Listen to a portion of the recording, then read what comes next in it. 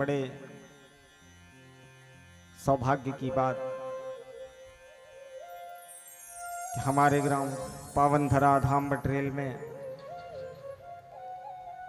संगीत में सप्ताह दिवसीय श्री शिव महापुराण कथा की रचना की गई, जिसका आज छठा दिवस, जिसमें ग्राम के समस्त श्रद्धालु भक्तगण, दूर दराज से आए श्रद्धालु भक्तगण, आप सबको इस व्यास पीठ से कोटि कोटि नमन, कोटि कोटि नमन, कोटि कोटि नमन। हर हर महादेव, हर हर महादेव, हर हर महादेव। और सबसे पहले अग्र पंक्ति पर विराजमान मेरे यजमान स्वरूप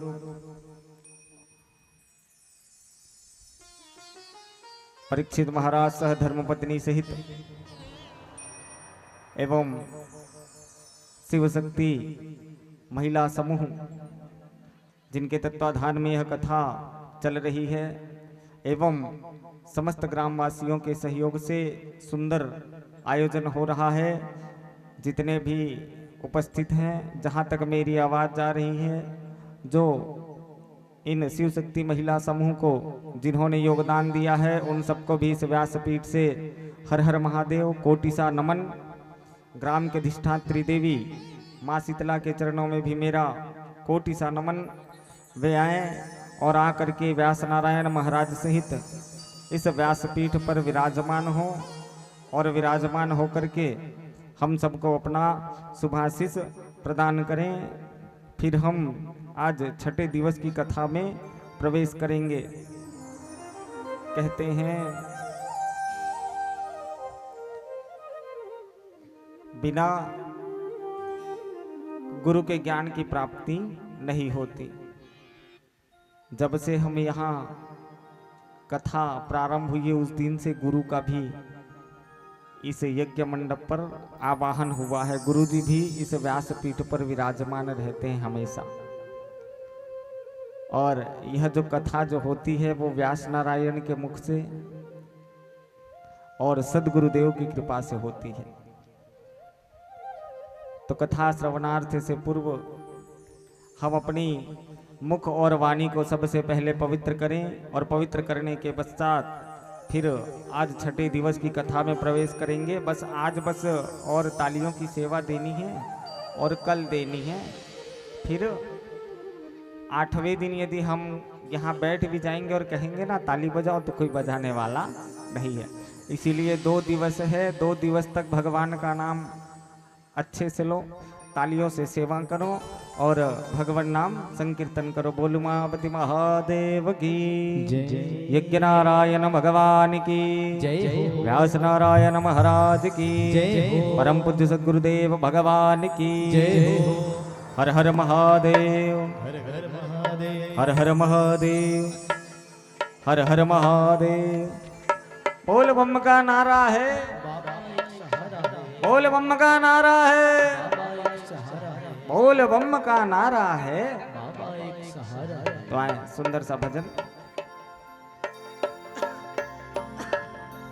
हर हर बोले, हर हर भोले,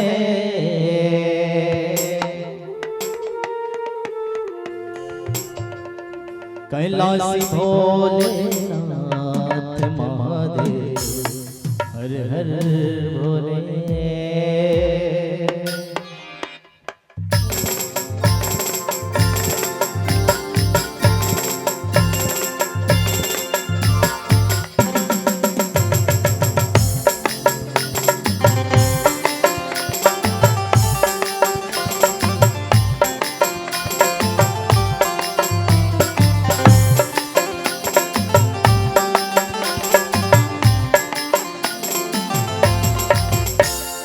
हर हर भोले, हर हर भोले, हर हर भोले, हर हर भोले, हर हर भोले, हर हर भोले, हर हर भोले, हर हर भोले। कैलाशी भोलेनाथ महादेव, हर हर भोले, कैलाशी भोले।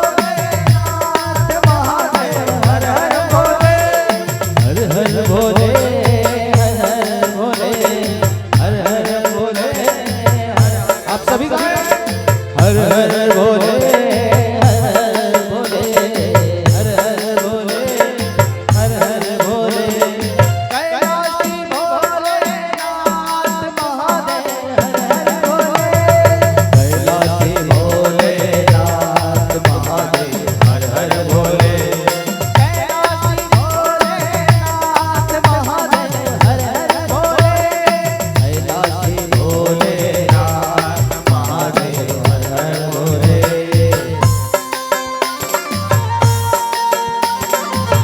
चले दोनों हाथ खड़े करें और दोनों हाथों से तालियों की सेवा करें।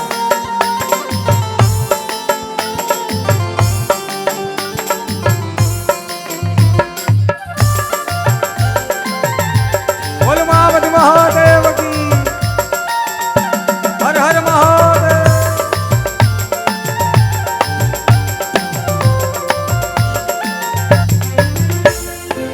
डम डम डम डम डमरू बजावे डम डम डम डम डमरू बजावे डम डम डम डम डमरू बजावे डम डम डम डम डमरू बजावे भूत प्रेत बैताल नचावे भूत प्रेत बैताल नचावे ओ भूत प्रेत बैताल नचावे भूत प्रेत बैताल नचावे मैं तो हुआ रे बेहाल महादेव हर हर भोले कैलाशी भोलेनाथ महादेव हर हर भोले ओ मैं तो हुआ रे बेहाल महादेव हर हर भोले कैलाशी भोलेनाथ महादेव हर हर भोले ओ हर हर भोले हर हर भोले हर हर भोले हर हर ओ हर हर भोले हर हर भोले हर हर भोले हर हर भोले कैलाशी भोलेनाथ महादेव हर हर भोले कैलाशी भोलेनाथ महादेव हर हर भोले ओ कैलाशी भोलेनाथ महादेव हर हर भोले।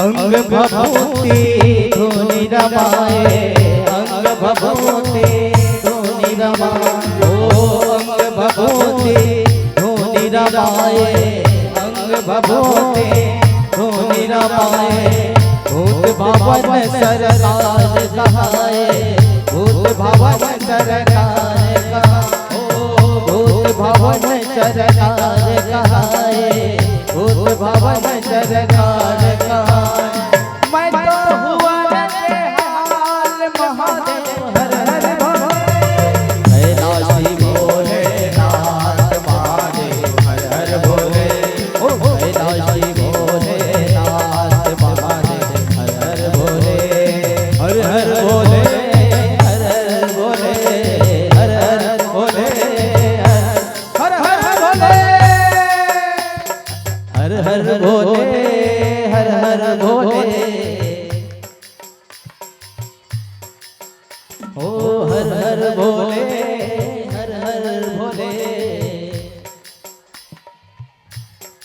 थोड़े से पीछे वाले थोड़ा ज्यादा आवाज आवाज थोड़ा से हल्का आवाज करो पीछे वाले ज्यादा आवाज है थोड़ा से हल्का सामने वाले मन के बहुत ज्यादा आवाज है पीछे वाले मन के कम आवाज है थोड़ा से और ज्यादा करो है आवाज तो कहना क्या है हर हर भोले हर हर भोले ओ हर हर भोले हर हर भोले कैलाशी भोलेनाथ महादेव हर हर भोले।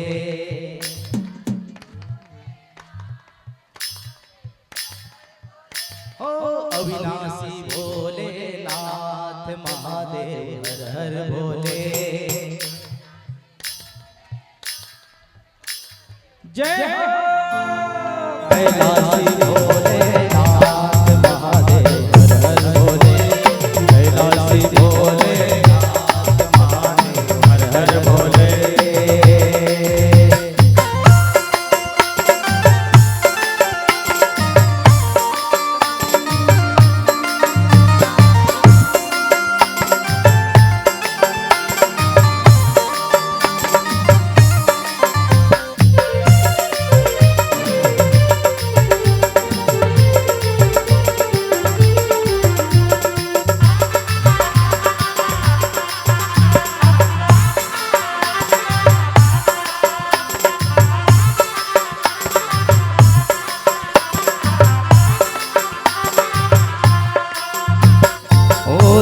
दुखी के आस पुरावे, दीन दुखी के आस पुरावे।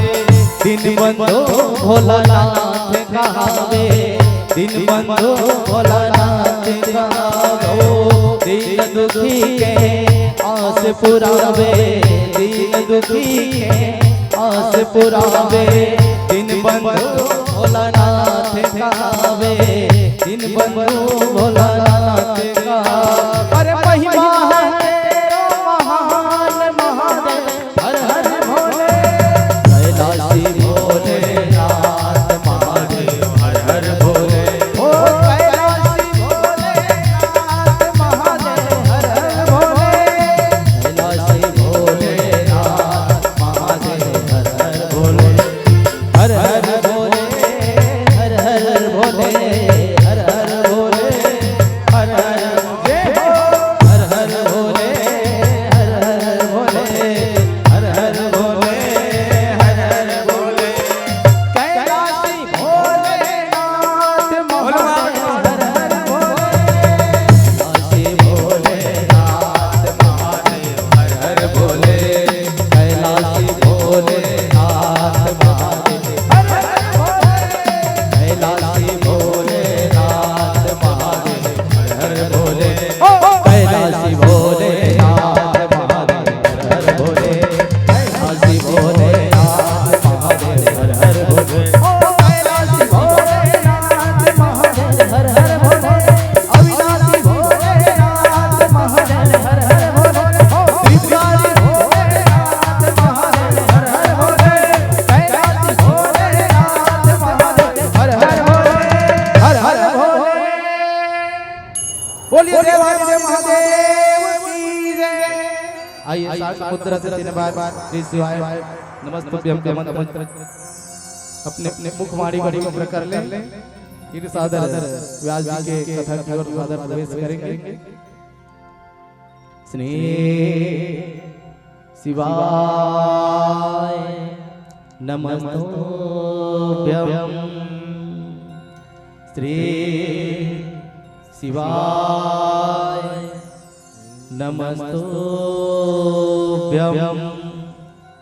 श्री शिवाय नमस्तुभ्यं।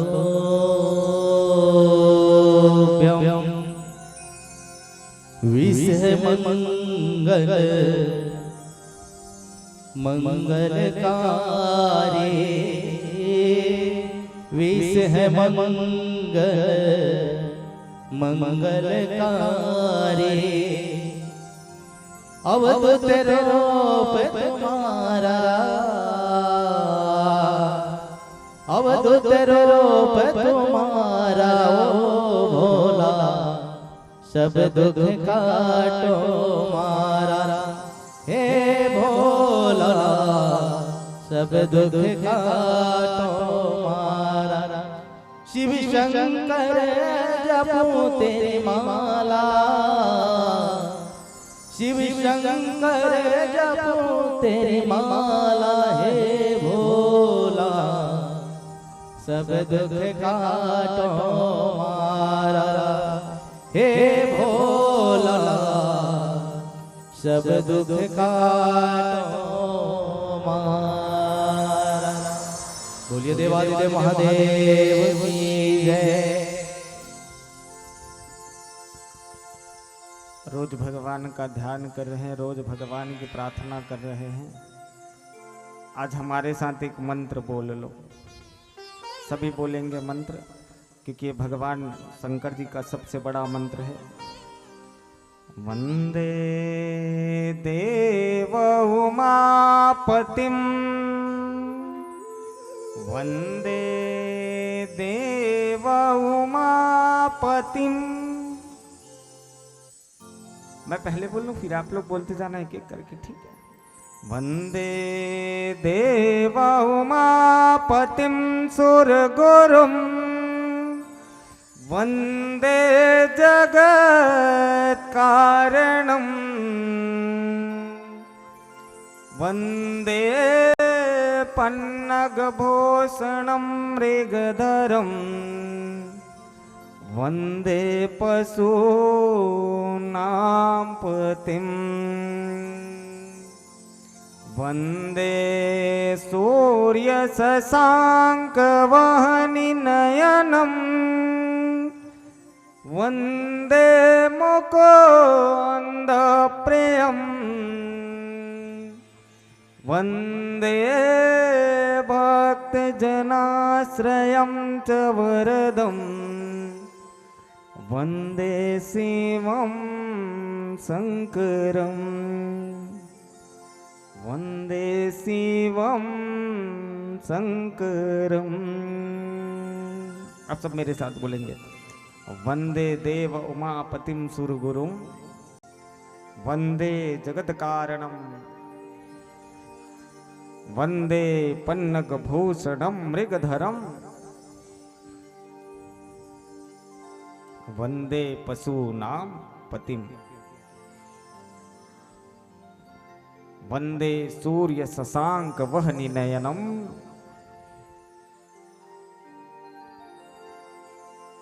वंदे मुकुंद प्रियम,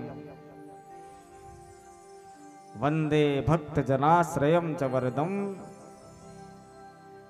श्रयम च वरदम, वंदे शिवम शंकरम। इसका अर्थ जानते हैं? सृष्टि के पालनहार कौन है? भगवान भूत भावन भोलेनाथ। वंदे देव उमापतिम सुरगुरु, कहता है देवों के गुरु। क्या कहता है? देवों के गुरु उमापति शंभु को मैं इस व्यासपीठ से नमस्कार करता हूं। वंदे जगत कारणम, मैं पृथ्वी के कारण को नमस्कार करता हूं। यदि भगवान भूत भवन भोले नहीं होते तो पृथ्वी संचालित नहीं होती, इसलिए मैं पृथ्वी के कारण को नमस्कार करता हूं। वंदे पन्नक भूषणम शशिधरम, मैं सर्प से अलंकृत चंद्रमा को धारण करने वाले को नमस्कार करता हूं। आप सबने नमस्कार कर दिया। और अंत में क्या कहता है? वंदे पशु नाम पतिम, मैं सभी प्राणियों के स्वामी का भी प्रणाम करता हूं। अब उसके बाद एक लाइन और थी। वंदे सूर्य शशांक वहनिनयनम, वंदे मुकुंद प्रियम। क्या कहता है?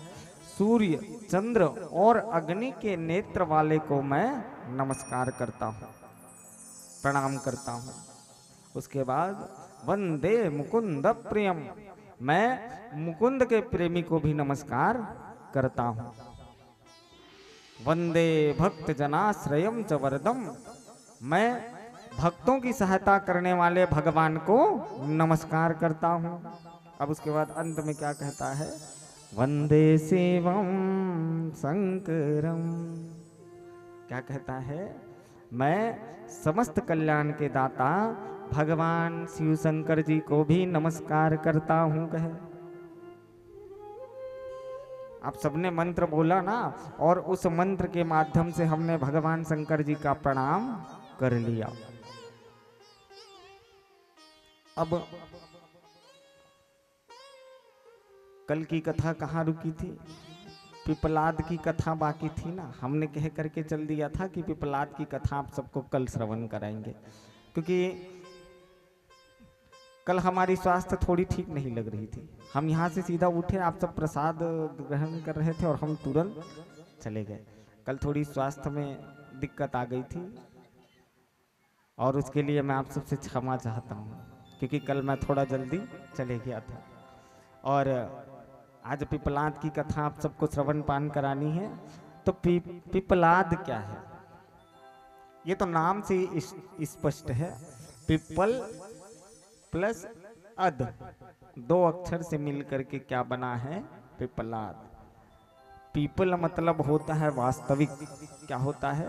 वास्तविक। और अद का अर्थ ही होता है। और अर्थ को अंग्रेजी में क्या, अर्थ इंग्लिश शब्द है और हिंदी में उसको क्या कहते हैं? पृथ्वी। अर्थ को पृथ्वी कहते हैं। तो इसका अर्थ क्या हुआ? वास्तविक पृथ्वी। अब वास्तविक पृथ्वी कहाँ निवास करती है?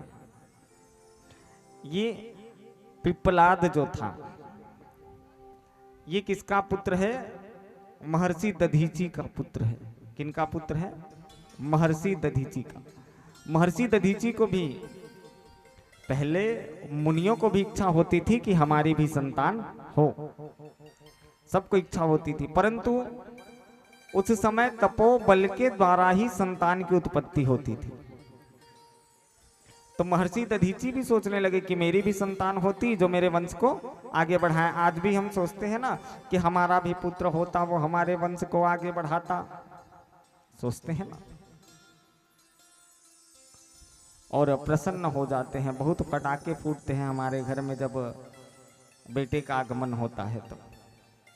और बेटी का आगमन होते तो क्या कहते हैं? बेटी स्ताय गले फोड़ देने एक दू ठन लगते। अब बोलते हैं ना, बोलते हैं ना, पहले ऐसा होता था। अब बेटे और बेटियों में कोई भेद नहीं है। अब सबने दोनों में तुलना करना छोड़ दिया है। बेटा भी हो तो भी सर्वश्रेष्ठ है और बेटी भी हो तो वो भी सर्वश्रेष्ठ है। उस दिन मैं बताया था ना कि बेटी होना कौन सी बात है? सौभाग्य की बात है, और बेटा होना भाग्य की बात है। बेटियों को पालना इतना आसान नहीं है। पाल सकते हो बेटियों को, क्योंकि वो बेटी दूसरा धन होती है। कौन सा धन? दूसरा धन। मानते हैं ना, एक गोत्र से दूसरे गोत्र में जाने वाली कौन है? बेटी। एक कुल से दूसरे कुल में जाने वाली कौन है? बेटी। और दोनों कुल के लाज रखने वाली कौन है? बेटी। बताओ। अब हम सोचते हैं सबसे बड़ा दान यदि शास्त्र में कहीं लिखा हुआ है तो वो कौन सा दान है? कन्या का दान। कौन सा दान? कन्या का दान। हर किसी को कन्यादान करने का सौभाग्य नहीं मिलता। जिसकी बेटी है, कभी कभी तो ऐसा होता है जिनकी बेटी होती है उनको भी ऐसा करने का सौभाग्य नहीं मिलता, कन्यादान करने का सौभाग्य नहीं मिलता। क्योंकि मैं आंखों देखा हाल है, उसी की बेटी सुबह से लेकर शाम तक वो इंतजार करता है कि मैं अपनी कन्या का कन्यादान करूंगा, और फिर जैसे ही बारात आती है बेचारा पता नहीं वो कहाँ है। गांव भर ला खोज डरिस तब वो मिलने वाला नहीं है।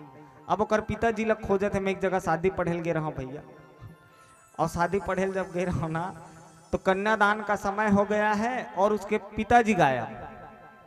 अब इसका कन्यादान कौन करेगा? 1 घंटा देरी हो गई शादी में और मुहूर्त निकल गया। तो उसके पिताजी वॉशरूम में पड़े थे। उसी को कन्यादान करने के बाद भी तो समय था, थोड़ी देर और इंतजार कर लेते। जब इतना समय इंतजार किए तो बेटी होने के बाद भी ऐसा अवसर कई कई लोगों को प्राप्त नहीं होता, और वो बहुत ही बड़े दुर्भाग्यशाली व्यक्ति होते हैं जिनकी कन्या होकर के भी वो कन्यादान ना कर सके, और वो भी अपने गलती के कारण। सबको भगवान ऐसी रचना करी है कि बेटी को पालने वाला का सबसे बड़ा जिगरा होता है, सबसे बड़ा जिगरा। बेटी को पालने के लिए 18 वर्ष 20 वर्ष 22 वर्ष अपने पास रखता है, बचपन से लेकर के उसके माँ और पिताजी उसको पाल पोस करके बड़े करते हैं, और जब एक ऐसी समय आती है तो वो उसको दूसरे को सौंप देते हैं। कितना बड़ा जिक्र होगा, कोई अपनी संतान को दूसरे को देगा? अपने बेटे को दे करके देखना, दे दोगे? नहीं दे पाओगे, और वो कन्या को विदा करते हो।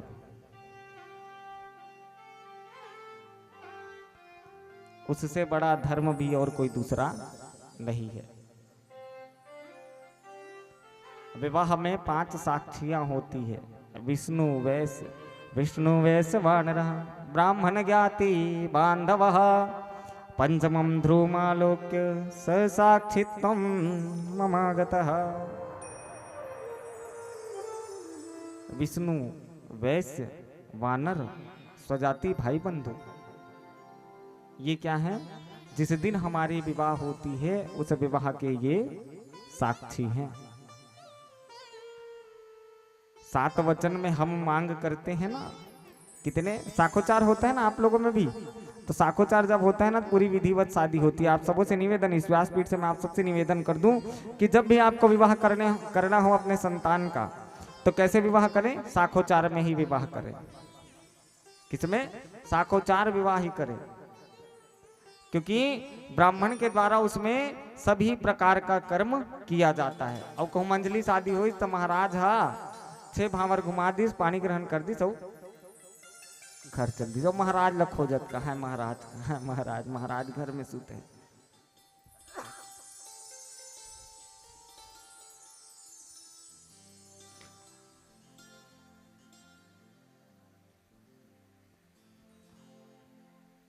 थाली करे थाली।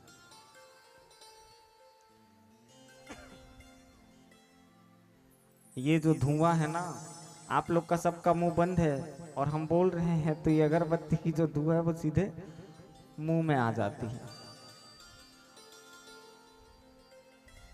और शास्त्र तो कहता है कि अगरबत्ती नहीं जलानी चाहिए, जानते हो ना, सुने हो ना? क्यों नहीं जलानी चाहिए? क्योंकि बांस जो होती है उसको जलाने से पितृदोष लगता है। कौन सा दोष? पितृदोष।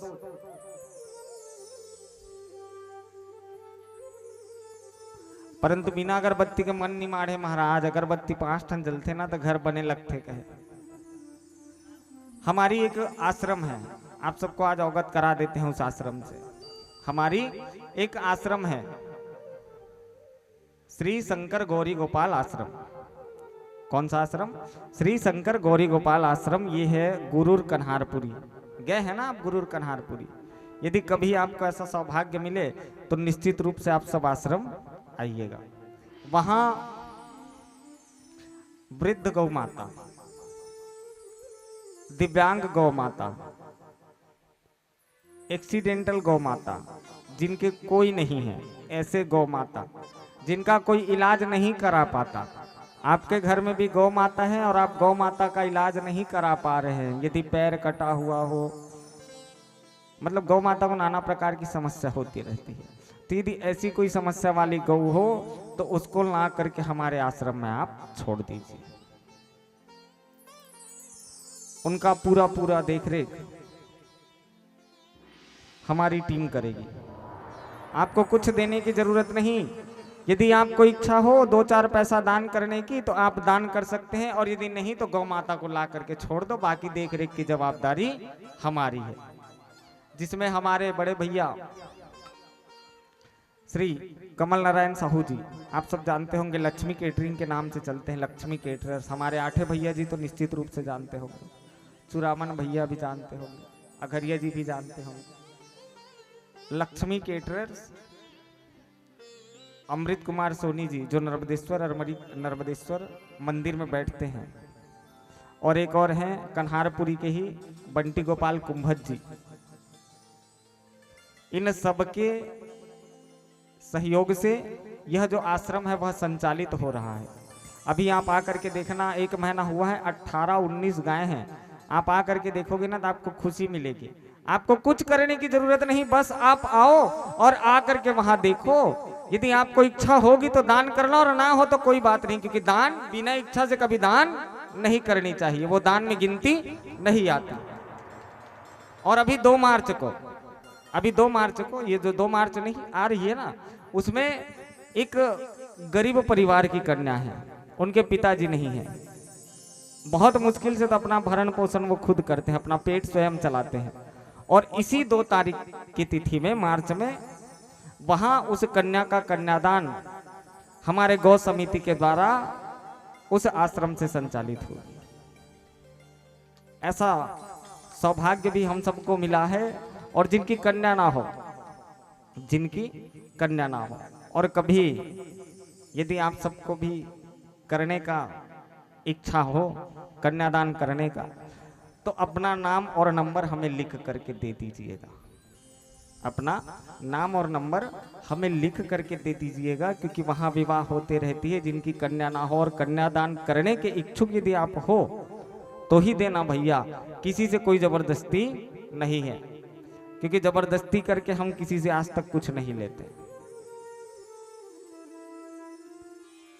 क्योंकि जो आप दान किए हुए होते हो ना, हंस करके जो दान करते हो वो हमें फलता है, वही दान हमारे लिए सर्वश्रेष्ठ है, वही दान हमारे लिए उत्तम है। और यदि आपको मुस्कुरा करके आशीर्वाद दे दें तो वही आशीर्वाद आपको लगेगा। क्योंकि यहाँ बात कभी दक्षिणा में पैसे की नहीं होती। यहाँ जो एक प्रेम जो बनता है, अब मैं यहाँ आया बटरेल, अब प्रेम बनी तब तो मैं यहाँ आया, प्रेम बनी तब तो आप सब इतने भारी संख्या में कथा श्रवणार्थ हेतु आ रहे हैं। और प्रेम नहीं होती तो आप कथा श्रवण करने आते क्या? नहीं। तो जब भी हम कहीं कथा करने गए या कुछ भी करने गए तो हमारी सबसे पहली प्राथमिकता ये होती है कि हमारे वजह से किसी को कोई तकलीफ ना हो, हमारी वाणी से किसी को कोई तकलीफ ना पहुंचे। इस व्यासपीठ पर भी बैठ करके हम उस चीज को 100 बार सोचते हैं फिर बोलते हैं। जो चीज थोड़ी अलग रहती है जिसको बोलना है ना, तो वो माइंड में ना बहुत पहले से चलना प्रारंभ हो जाता है कि इसको तोड़ करके कैसे बोले। इधर कथा चलते रहती है और वो माइंड में भी टूटते रहता है कि किसी को बुरा ना लगे। तो कहे आश्रम में दान हेतु अभी वहां कोई दान अभी तक नहीं लिए हैं। वहां कार्य अभी समथिंग 18 लाख रुपए का कार्य हो गया है। 1 रुपए का दान अभी तक किसी से नहीं लिए। यदि मालिक की जिस दिन कृपा होगी तो उस दिन से हम दान लेना प्रारंभ करेंगे। जिनकी स्वेच्छा होगी वो हमें दान ना दे, आश्रम में आकर के दान दे सकते हैं। गौ के चारा हेतु, गौ के दवाई हेतु। और एक बार आकर के तो देखना, वो वृद्ध जो गौ माता है ना, उनको सहला करके देखना, इतनी सुकून मिलती है। और गौ में हाथ फेरने मात्र से कैंसर जैसी बीमारी ठीक हो जाती है। कौन सी बीमारी? कैंसर जैसी बीमारी। गौ के गोबर को उठाने से, गौमूत्र का सेवन करने से कैंसर जैसी बहुत बड़ी बीमारी जो लाइलाज बोलते हैं ना, उसका इलाज किनके पास है? हमारी गौ माता के पास है। पाले नहीं जा रहे गौ, पाले नहीं जा रहे हैं गौ, और किसको पाल रहे हैं? श्वान को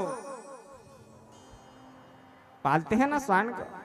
देखो उनको भी भोजन कराओ, मत कराओ नहीं, क्योंकि वो बेजुबान जानवर है। आप नहीं दोगे तो खाएगा कहाँ बेचारा? तो उनको भी दो, परंतु गौ माता की भी सेवा आप करो। जैसे रास्ते में जा रहे हो, कहीं अपाहिज गौ माता मिल गई तो एक आध डॉक्टर से मिल लो और मिल करके उनका ट्रीटमेंट करा दो। आजकल डॉक्टर लोग भी ऐसे हैं कि यदि कहीं रास्ते में गौ माता दिख गई और आप कहीं फोन करके बुला दिए ना, तो वो भी आपसे फीस लेने वाला नहीं है। इतना सेवा करे का अधिकार तो माहौल है, ऐसा बोलते हैं ना। परोपकार के लिए हम पैदा हुए हैं, परोपकार करना हमारा सबसे बड़ा धर्म है। कितने लोग हैं परोपकारी? सब परोपकारी हो? क्या आपके घर में कुत्ता आता है तो उसको भोजन नहीं देते? देते हो। गौ माता आती है, क्या उसके लिए रोटी नहीं देते? देते हो। तो आप परोपकारी हो ना भाई। और बोले महाराज हम तो परोपकारी नोहन कहते, हाथ नीचे का नीचे। आप सब परोपकारी हो। जब भोजन बने, देखो एक चीज का ध्यान रखना, जब भी आप घर में भोजन बनाते हो तो सबसे पहला निवाला किनके लिए निकालना चाहिए? गौ माता के लिए। कौन कौन निकालता है? हाथ खड़े करे। गौ माता के लिए पहला निवाला, बिल्कुल सही। जो नहीं निकालते वो भी ध्यान रखे। आपके घर में गौ माता यदि नहीं है तो वहां से यदि कोई भी गौ माता जा रही है तो उनको एक रोटी खिला दो। और अंत का हिस्सा किनका होता है? बीच वाला तो हमारे लिए हो गया, पहला गौ माता के लिए, मध्य का हमारे लिए, और तीसरा नंबर किसके लिए होता है? श्वान के लिए होता है ना। उनको भी आप ज्यादा नहीं दे सकते तो थोड़ा सा भोजन श्वान को भी दे दो। हमारी डॉक्टरीन भाभी श्वान के लिए कुकर का चावल बनाती है। हमने उस दिन देखा और हम लोग जब दिए ना तो वो नहीं खाया, और भाभी ला करके कुकर से निकाल के गरम गरम दी ना, तुरंत खत्म। तो पालो मत पालो नहीं, परंतु गौ माता के प्रति भी विशेष ध्यान रखो। आपके परिवार में यदि किसी के ऊपर समस्या आती है, यदि परिवार में किसी के ऊपर समस्या आती है और यदि आपने गौ माता को पाल रखा है तो निश्चित इस व्यासपीठ से कहता हूं वो गौ माता मर जाएगी परंतु आपके ऊपर आंच आने नहीं देगी। इसीलिए गौ माता का सेवा करो, गौ माता को घर में रखो। छोटी छोटी जो बीमारी है वो गौ माता अपने ऊपर लेकर के अपना प्राण त्याग देती है परंतु अपने मालिक को कुछ होने नहीं देती। इंसान से भी ज्यादा वफादार है तो कौन है? गौ माता, श्वान, कुत्ता, ये भी इंसान से भी ज्यादा वफादार है। यदि परिवार में किसी की मृत्यु हो जाती है ना तो हम आ करके बड़े बैठ करके भोजन करने लग जाते हैं, परंतु जो मालिक उसको पाला रहता है ना, उसकी मृत्यु हो जाए ना तो वो दिन भर रो रो करके काट देती है परंतु एक निवाला भी भोजन का ग्रहण नहीं करती। तो ये महर्षि दधीचि के पुत्र हैं कौन? पिपलाद। पिपल का अर्थ हुआ वास्तविक और अद का अर्थ है पृथ्वी। क्या है? पृथ्वी, वास्तविक पृथ्वी। अब इसका नाम पिपलाद क्यों पड़ा? अब महर्षि दधीचि संतान तो पैदा नहीं कर सकते तो इनकी उत्पत्ति कहां से हुई? पीपल के वृक्ष से, पीपल के वृक्ष से, और उसी समय इनका नाम क्या पड़ा? पिपलाद। अब ये पीपल के वृक्ष से हुई, अब इनका निवास स्थान कहाँ है? पीपल से हुई मतलब पीपल में ही रहेगा, तो ये पीपल में निवास करने लगा। आज कौन सा दिन है? आज कौन सी तिथि दिन है? शनिवार। तो शनिवार के दिन पीपल में कौन कौन जल चढ़ाता है? हाथ खड़े करें। पीपल में जल कौन चढ़ाता है नित्य? रोज वाले रोज चढ़ाते हो ना? रविवार को भी चढ़ाते हो? चढ़ा दिया करो। पीपल में रविवार के दिन नहीं चढ़ाना चाहिए, क्योंकि पीपल में कितने देवी देवता का वास होता है? पूरे 33 कोटि देवी देवता का वास होता है, क्योंकि वहां से भगवान शंकर जी की उत्पत्ति हुई है। पिपलाद, उनका नाम था पिपलाद। पिपलाद के रूप में उनकी उत्पत्ति हुई है, इसी वजह से वहां पूरे 33 कोटि देवी देवता निवास करते हैं। वहां माँ लक्ष्मी भी निवास करती है, और साथ ही साथ क्या निवास करती है वहां? दरिद्री। क्या निवास करती है? दरिद्री। माता लक्ष्मी और दरिद्री ये दोनों सगी बहन हैं। कौन है? सगी बहन। और दोनों का स्वभाव जस्ट उल्टा। माता लक्ष्मी सबको देने वाली है और दरिद्री सबको लेकर के डूबने वाली है। तो ये कैसे होता है? जब संध्या काल का समय आता है, रोज की बात है, एक दिन की बात नहीं, नित्य की बात है। जैसे ही संध्या काल का बेला होता है तो माँ लक्ष्मी और दरिद्री ये दोनों उस पीपल के वृक्ष से निकलते हैं, और पीपल के वृक्ष से निकल करके पूरे आपके नगर में भ्रमण करते हैं और कहते हैं कि हे बहन दरिद्री, तू भी मेरे साथ चल। और माताओं का स्वभाव होता है ना कि संध्या काल के बेला में मुंह कान धो लिए, कंघी वंगी कर लिए, झाड़ू वाड़ू लगा करके पूरा साफ सफाई कर देते हैं। करते हो ना? चूल्हा लिप्त हो? अब तो नहीं है महाराज, गोबर पानी गैस में डाल दे बहुत का हो, जलना ही बंद हो जाए। तो जिनके घर पहले वो चूल्हा होता था ना, तो जब लिपते थे ना, पुराना घर अलग ही लगता था। वो जो नीचे में गोबर से लिपते थे, उसमें बैठते थे, उसमें बैठ करके भोजन करते थे, तो वो बहुत ही आनंद आता था। अब आजकल तो महाराज हाथ गोड़ टूट जाते हो, टाइल्स समेत कन पानी गिरे रहते तहु नहीं दिखे। दिखते का नहीं दिखे ना, समझ ही नहीं आया।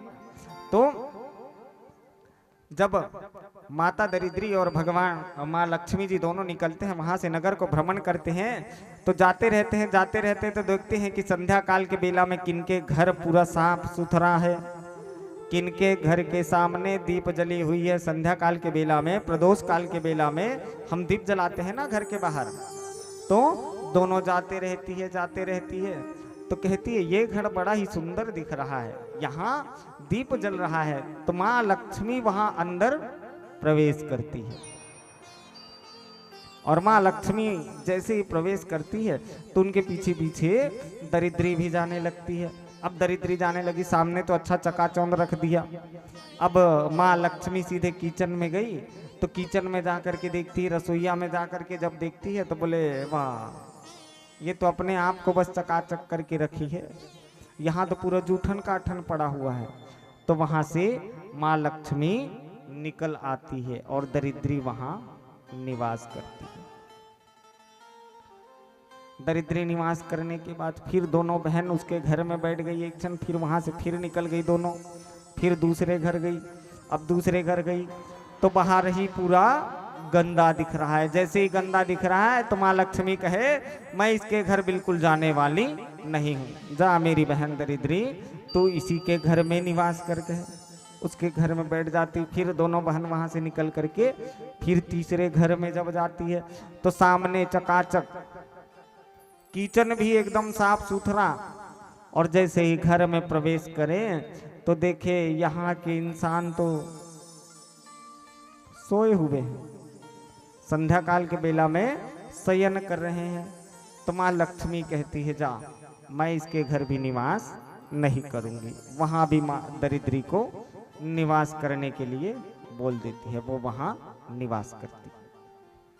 अब उसके बाद चौथे नंबर के घर में जाती है तो देखती है सब चीज तो सही है, परंतु हमने कंघी नहीं करी है। सब चीज साफ सुथरा है परंतु हम ही साफ सुथरा नहीं है। तो वहां भी माता दरिद्री निवास करती है। और जिनके घर में सब चीज A to Z है वहां कौन निवास करती है? मां लक्ष्मी। सायं काल के बाद हमें क्या करना चाहिए? कंघी नहीं करनी चाहिए। कौन कौन करता है? झाड़ू नहीं लगानी चाहिए, सुने हैं ना, झाड़ू नहीं लगानी चाहिए। फिर भी रात्रि काल की बेला में ये हमारे अघरिया सर हैं जो धमतरी से आए हैं, कल रात को फोन लगाए थे, महाराज जी हम कोंडा गांव से आपसे मिलने आ रहे हैं, और कोंडा गांव से आए। इनके लिए आसन लगाइए।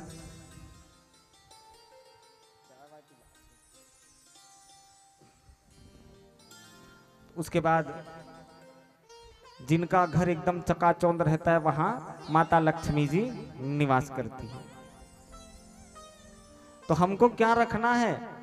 हमको क्या रखना है? मां लक्ष्मी को, दरिद्री को बिल्कुल भी स्थान नहीं देनी है। और रविवार के दिन तो बिल्कुल पीपल के वृक्ष में जल नहीं डालना चाहिए, क्योंकि बाकी दिन तो पूरे 33 कोटि देवी देवता उस पीपल में निवास करते हैं, परंतु रविवार के दिन वहां दरिद्री निवास करती है, इसीलिए उसमें जल नहीं डालना चाहिए। 6 दिन डाल ले, 7वां दिन ला छोड़ दे, हर रविवार ला छोड़त जा, बिल्कुल मत डाल। यदि आपके पास है तो दरिद्री को क्या पसंद है? जैसे मैं कल बताया ना कि हमारे पितरों को खीर पसंद है, और प्रेत राजाओं को क्या पसंद है? खट्टा, बताया था ना। तो खट्टा पसंद है, नींबू पसंद है, इमली पसंद है, ये सब किनको पसंद है? हमारे प्रेत राज को। और इनको बिल्कुल अलग पसंद है मीठी। तो ये दरिद्री जो है ना, इनको भी क्या पसंद है? खट्टी चीज, तीखी चीज। तो इनके लिए ना रविवार के दिन यदि आपसे बन पड़े तो दही। किसके किसके घर है पीपल का वृक्ष है? और हाँ, तो घर में है ना, तो निश्चित रूप से आप ये कार्य किया करें। एक छोटी सी दोना ले ले या कटोरी ले ले, उस कटोरी में दही डाल दे और दही डाल करके वहां मिर्ची को ऐसे काट ले और मिर्ची को काट करके वहीं रख दे और उनको भोग लगा दे कि हे माता दरिद्री, ये आपके भोग की सामग्री है। कभी जिंदगी में कभी दरिद्री आपके घर प्रवेश नहीं करेगी।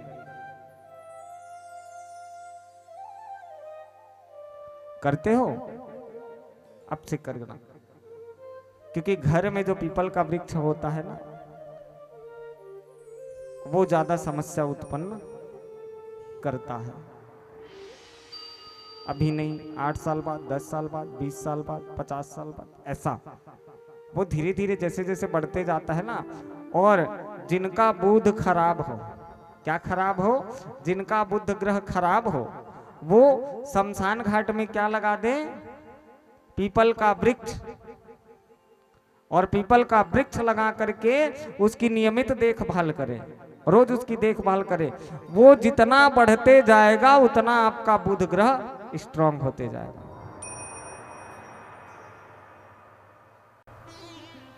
ये जब आप कुंडली देखोगे ना तभी समझ आएगी, अभी तो आप लोग के ऊपर से निकल जाएगी कि महाराज जी क्या बोल रहे हैं, समझ नहीं आएगी। तो जो पीपल है, वहां से पिपलाद का जन्म हुआ, इसीलिए वहां पूरे 33 कोटि देवी देवता निवास करते हैं। क्यों निवास करते हैं? क्योंकि जब पिपलाद का जन्म हुआ ना, तो महर्षि दधीची ने बीज तो बो दिया था, परंतु महर्षि दधीची के मरने के बाद उसके संतान की उत्पत्ति हुई। जैसे ही वो बड़े बड़े होते गया ना, तब सभी देवताओं से जाकर के पूछने लगा कि मेरे पिताजी की मृत्यु कैसे हुई है। तो सभी देवता बताने लगे उसको कि तुम्हारे पिताजी की मृत्यु नहीं हुई है। उनके हड्डी से क्या बना? महर्षि दधीची के हड्डी से क्या बना? वज्र बना ना। तो सभी देवतागण बताने लगे कि तुम्हारी पिता की मृत्यु नहीं हुई है, उन्होंने अपने शरीर के अस्थि को दान करके वज्र बनवाया है। तो ये सोच में पड़ गया कि मेरे पिताजी इतने महान व्यक्ति हैं। और उसी समय वहीं लेट करके सभी देवताओं का साष्टांग प्रणाम किया और सभी देवता से कहने लगे कि हे प्रभु, आप सब, मेरी उत्पत्ति इस पीपल के वृक्ष से हुई है, तो आज से आप सभी इस पीपल में निवास करना। कितने दिन तक? बोले 6 दिन तक। और रविवार के दिन आप इसमें निवास नहीं करोगे, क्योंकि ये दरिद्री के लिए विशेष है। इसीलिए 6 दिवस तक वहां सभी देवता गण निवास करते हैं और 7वें दिवस रविवार के दिन वहां दरिद्री माता निवास करती है। बोलो महापति महादेव की जय, पिपलेश्वर महादेव की जय। आए भगवान नाम संकीर्तन करें, फिर आगे की कथा, दूसरी कथा में प्रवेश करेंगे अब सीधे। बोलिए देवादिदेव महादेव की जय। हर पल तुम्हारी याद आती रहे भोले, आती रहे। तेरी छवि मन को लुभाती रहे, तेरी छवि मन को लुभाती रहे। हर पल तुम्हारी याद आती रहे भोले, आती रहे। हर पल तुम्हारी याद आती रहे भोले, आती रहे। तुम्हारी छवि मन को लुभाती रहे, तेरी छवि मन को लुभाती रहे। हर पल तुम्हारी याद आती रहे भोले, पल तुम्हारी याद आती रहे भोले, आती रहे।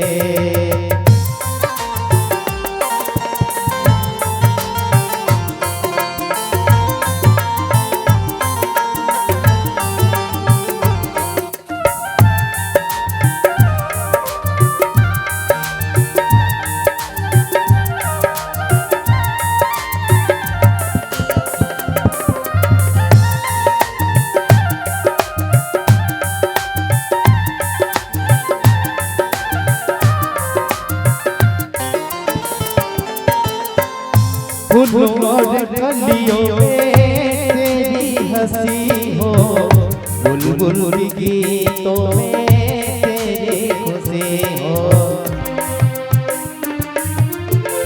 फूलों और कलियों में तेरी हंसी हो, बुलबुल गीतों में तेरी खुशी हो। वाणी तेरे गुण को गाती रहे भोले, गाती रहे। वाणी तेरे गुण को गाती रहे भोले, गाती रहे। तेरी छवि मन को लुभाती रहे, तेरी छवि मन को लुभाती रहे। हर पल तुम्हारे आती रहे भोले, आती रहे। हर पल तुम्हारी याद आती रहे भोले, आती रहे।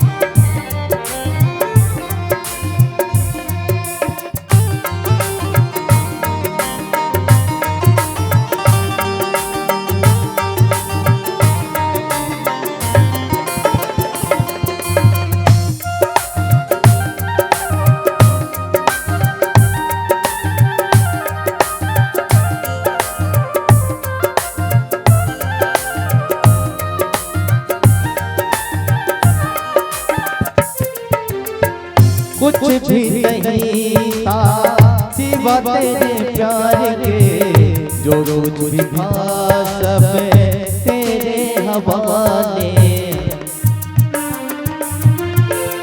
कुछ भी नहीं था सिवा तेरे प्यार के, जो कुछ भी था सब तेरे हवाले। नैनों में तेरी छवि समाती रहे प्यारे, समाती रहे। नैनों में तेरी छवि समाती रहे भोले, समाती रहे। तेरी छवि मन को लुभाती रहे, तेरी छवि मन को लुभाती रहे। आप सबको बोलना, दोनों हाथ उठाकर हर हर महादेव। हर पल तुम्हारी याद आती रहे भोले, आती रहे। हर पल तुम्हारी याद आती रहे भोले, आती रहे। तेरी छवि मन को लुभाती रहे, तेरी छवि मन को लुभाती रहे। हर पल तुम्हारे आते रहे भोले, आते रहे। हर पल तुम्हारे आते रहे भोले, आते रहे। हर पल तुम्हारे आते रहे भोले, आते रहे। हर पल तुम्हारे आती रहे भोले, आती रहे। तेरी छवि मन को लुभाती रहे।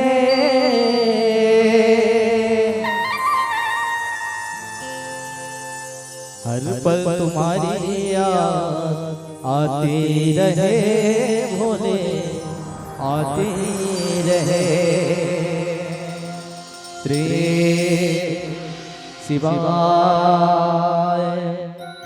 नमस्तोभ्यं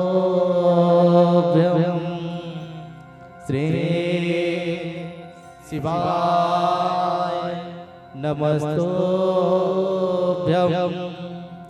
श्री शिवाय नमस्तोभ्यं शीश पर गंगा मस्तक पर चंदा शीश पर गंगा मस्तक पर चंदा शमशान वासी हमारा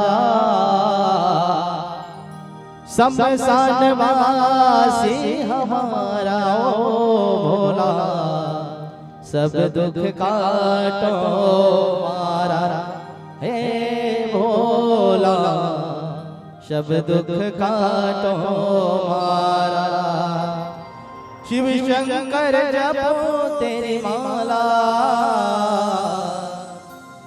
भोले बाबा जपो तेरी माला हो भोला सब दुख काटो मारा हे भोला सब दुख काटो मारा बोलिए देवादिदेव महादेव की जय। और रोज गुरु जी की स्तुति सुनते हैं। गुरुर् ब्रह्मा गुरुर्विष्णु गुरुर्देवो महेश्वरा गुरु साक्षात तस्मै श्री गुरवे नमः सुनते हैं ना। तो गुरु किनके गुरु हैं? हाथ खड़े करें जी। बस इतने सारों, जबकि गुरु सबको बनाना अनिवार्य है। क्योंकि हमको लगता है ना कि हम इतने बड़े बड़े कार्य कर रहे हैं, परंतु हमारा कार्य सफल क्यों नहीं हो रहा है? हमारा कार्य सफल क्यों नहीं हो रहा है? आप सहस्त्र चंडी यज्ञ करा लो, शत चंडी तो छोड़ दो, सहस्त्र चंडी यज्ञ करा लो, और यदि आपकी गुरु नहीं है तो वो सहस्त्र चंडी यज्ञ भी वो फल आपको प्रदान नहीं करेगी। इसीलिए गुरु बनाना जरूरी है। गु अर्थात होता है अंधकार और रू का अर्थ होता है प्रकाश। तो अंधकार से जो प्रकाश की ओर ले जाए वही कौन है? वही कौन है? गुरु। इसीलिए गुरु बनाना संसार में सबसे ज्यादा जरूरी है। गुरु गोविंद दो खड़े काके लागू पाए, बलिहारी गुरु आपनो गोविंद दियो बताए। गुरु और गोविंद दोनों खड़े थे।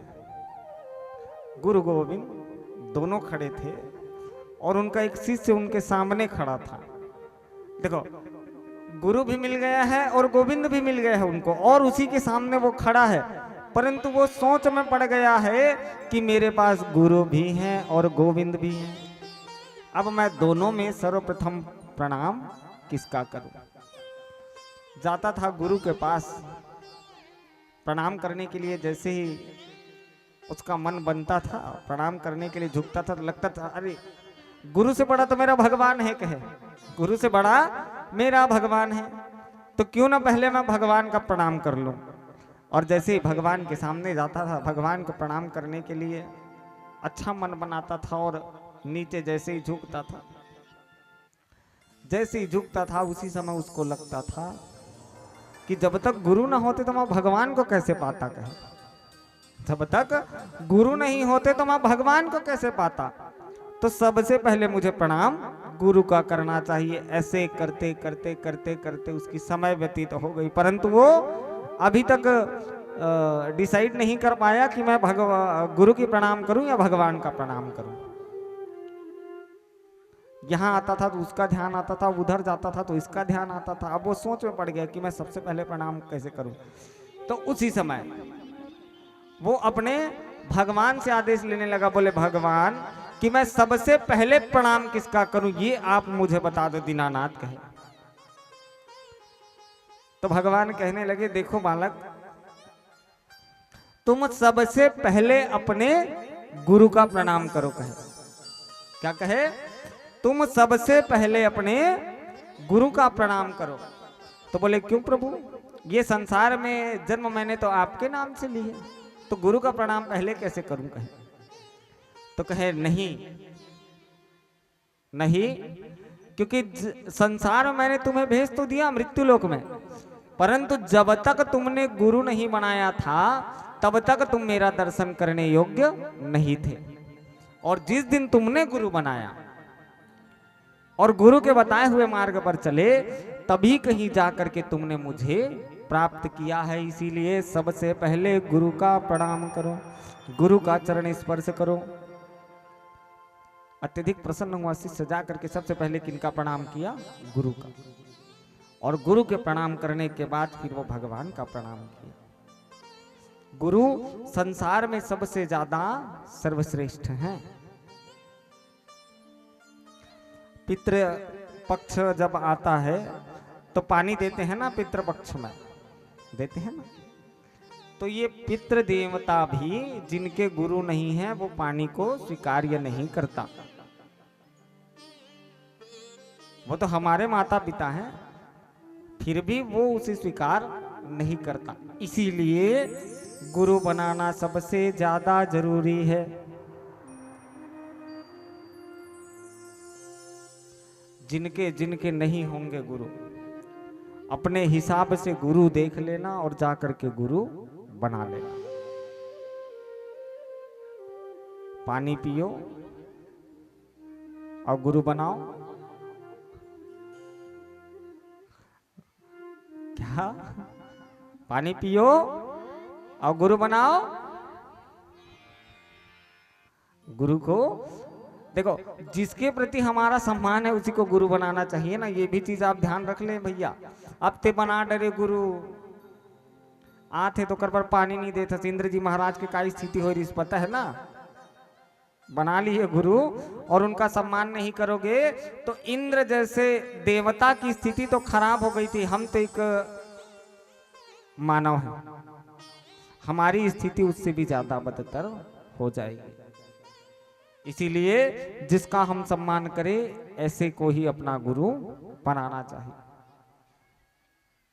और 108 बार जो हम माला फेरते हैं, माला फेरते हो ना? नहीं फेरते? फेरते हो?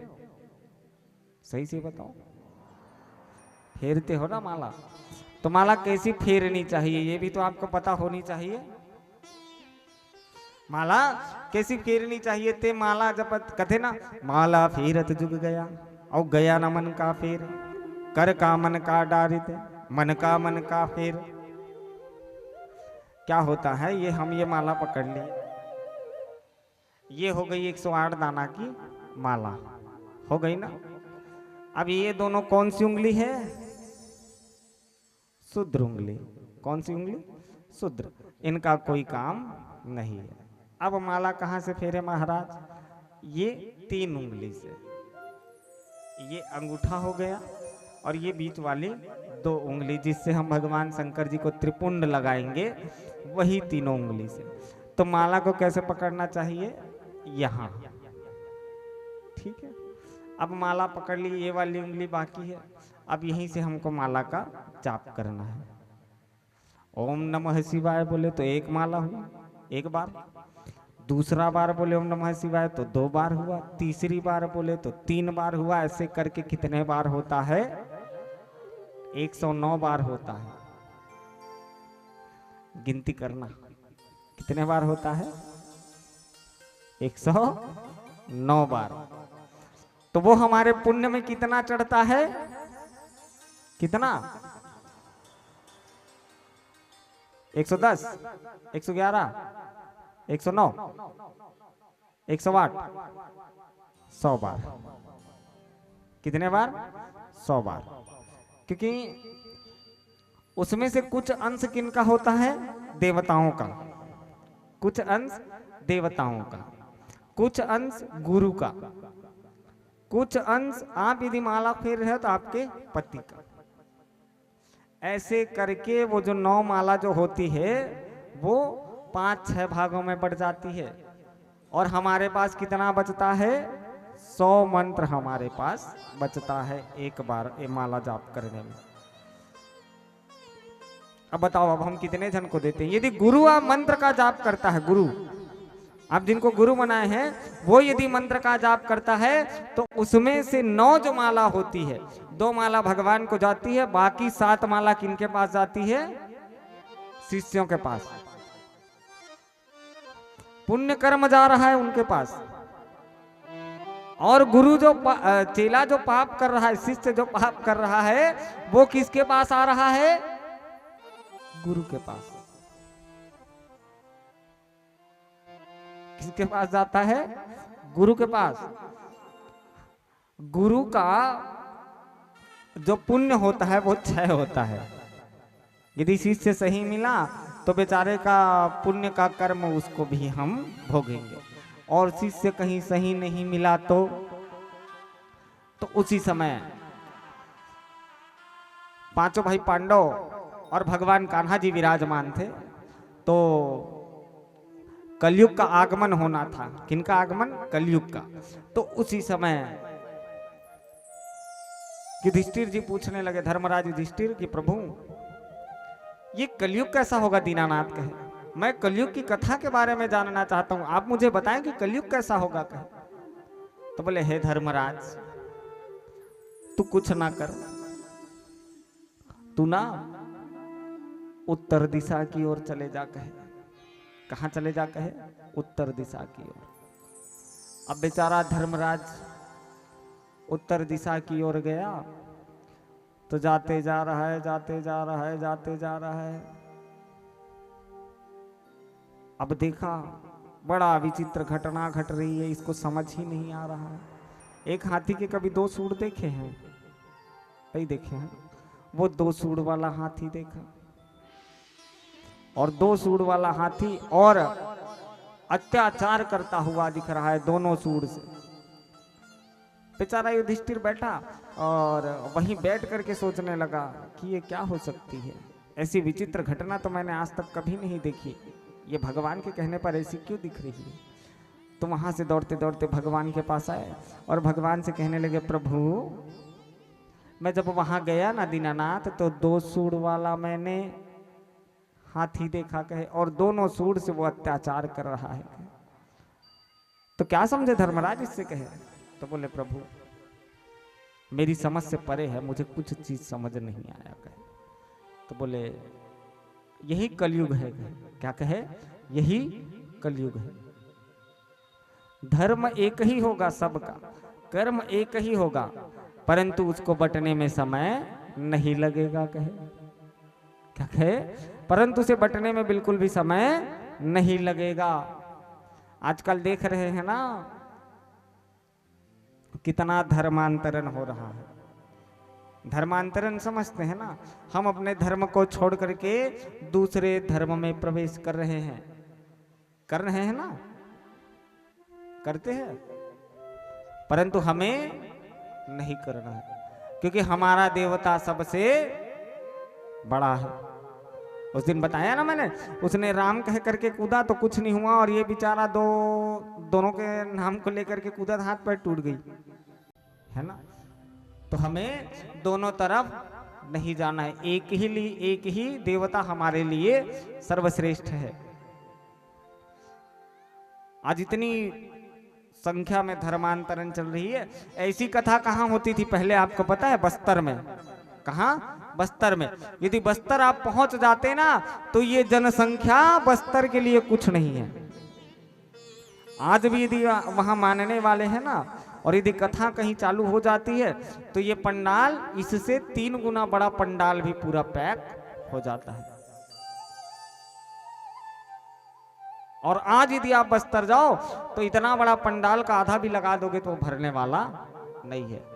ये क्या है? धर्मांतरण। हिंदू था बेचारा, धीरे धीरे करके सिख बन गया, ईसाई बन गया, मुस्लिम बन गया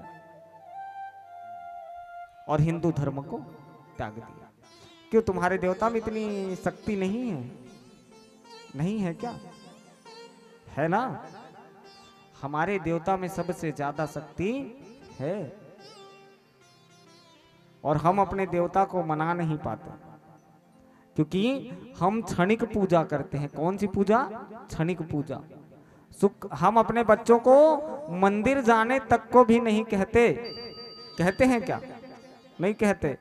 हम अपने बच्चों को ये शिक्षा नहीं देते कि बेटा ये भगवान का मंदिर है तो यहाँ तू चरण पादुका धारण करके मत जा। लेना महाराज लिखता जाहिद का हो गए कभी बोल देते हैं ना जल्दी से। तो हमारे घर के मंदिर को स्वच्छ रखना किनकी जवाबदारी है? हमारी। किचन, क्या किचन, रसोईया जो होता है वहां आप सब भोजन बनाते हैं, वहां भी आजकल चप्पल पहन के भोजन बनना प्रारंभ हो गया है। बड़ हाथ गोड़ मन ठंडा ठंडा लाग थे महाराज, तो चप्पल पहन के वहां खाना बनाए चालू हो गए। बनाते हैं ना, कोई ना कोई तो बनाते होंगे, सब भोजन नहीं तो कोई ना कोई। अपने बच्चों को भी ये शिक्षा दो कि रसोई घर में जहां अन्नपूर्णा माता निवास करती है वहां भी हमें चरण पादुका पहन करके नहीं जाना चाहिए। दो जगह हो अपने बच्चों को समझाओगे ना कि भगवान के मंदिर में, रसोईया घर में हमें चरण पादुका धारण करके नहीं जाना चाहिए। आजकल तो इतने बड़े बड़े आदमी हो गए हैं कि भगवान के मंदिर अंदर पूजा करने के लिए एक अलग से चरण पादुका अपने घर में रखे होते। 2 मिनट में गोड़ खिया जाएगा, अति दिन नहीं खिए इसे रेंग रेंग के, तब वो भगवान के पूजा कर भी 10 मिनट तुम खिया जाए। जाग पालती मोड़ के तो बैठना है, तो वहां रेंगना थोड़ी है। तो कैसे तुम्हारे देवता मान जाएंगे बताओ? यदि शुक्रवार का दिन है ना तो वो अपना सारा काम त्याग देगा, परंतु वो अपना मस्जिद जरूर जाएगा। जाएगा ना। रविवार की दिन है तो वो रविवार को अपने चर्च निश्चित रूप से जाएगा।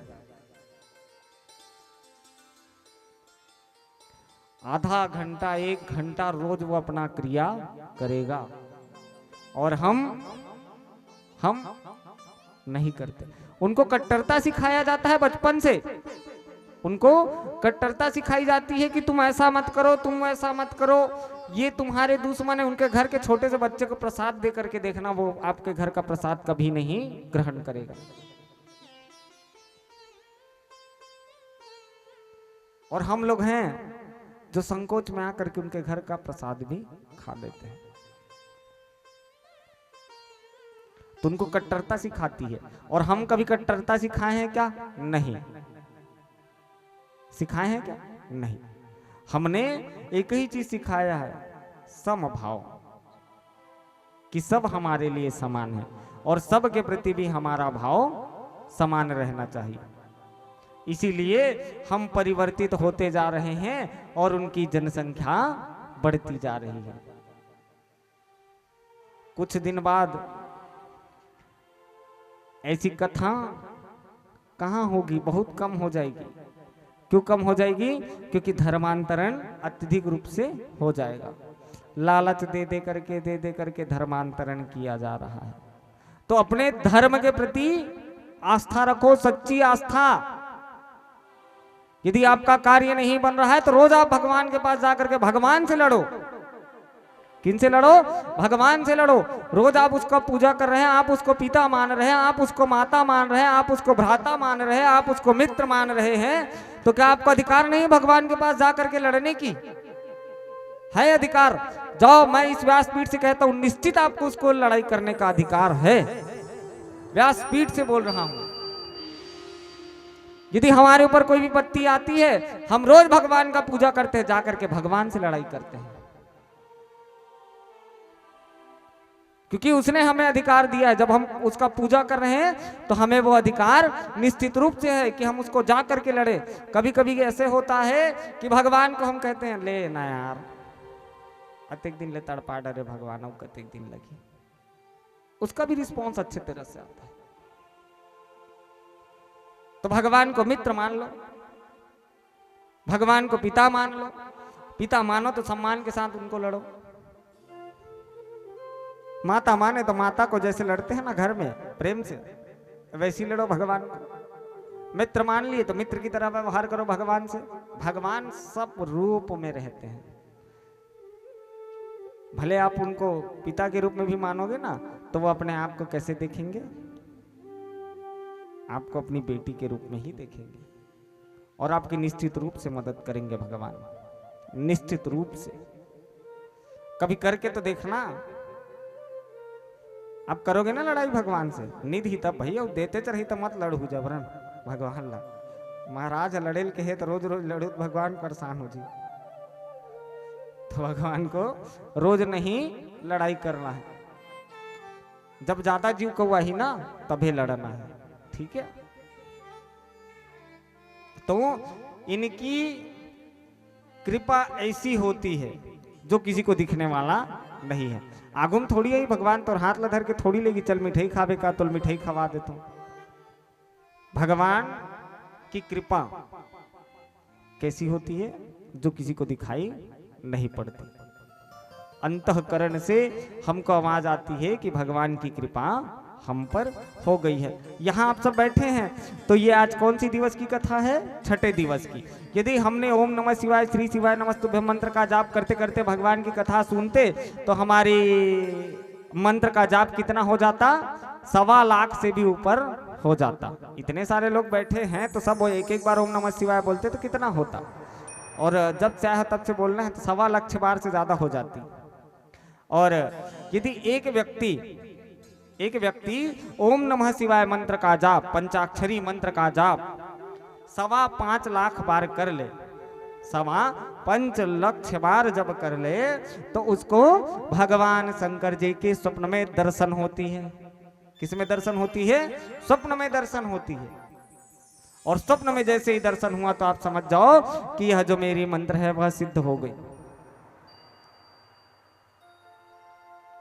7.25 लाख बार हुआ तो क्या होता है? अधर्म आगे का, अधर्म का आगमन इस यज्ञ मंडप पर हो रहा है। उंघात जौना तो तुमला देखत रथो मुहल उंघासी लाग जाते बैठे बैठे। अब कहे मोला कथा करना है तो तू ही मन ला देख के करना है ना? सूतना मत हो दे, कैमरा तक को लगे रात को भैया घूम लाग देखा जी कौन कौन सुते वही में देखे लगी। सब डहर घुमा देवे भैया एक गाँव सब झन ला जे सुते रही तेला देख ले वो रात कन कौन हरे की। तो भगवान की कथा भाव से श्रवण पान करें।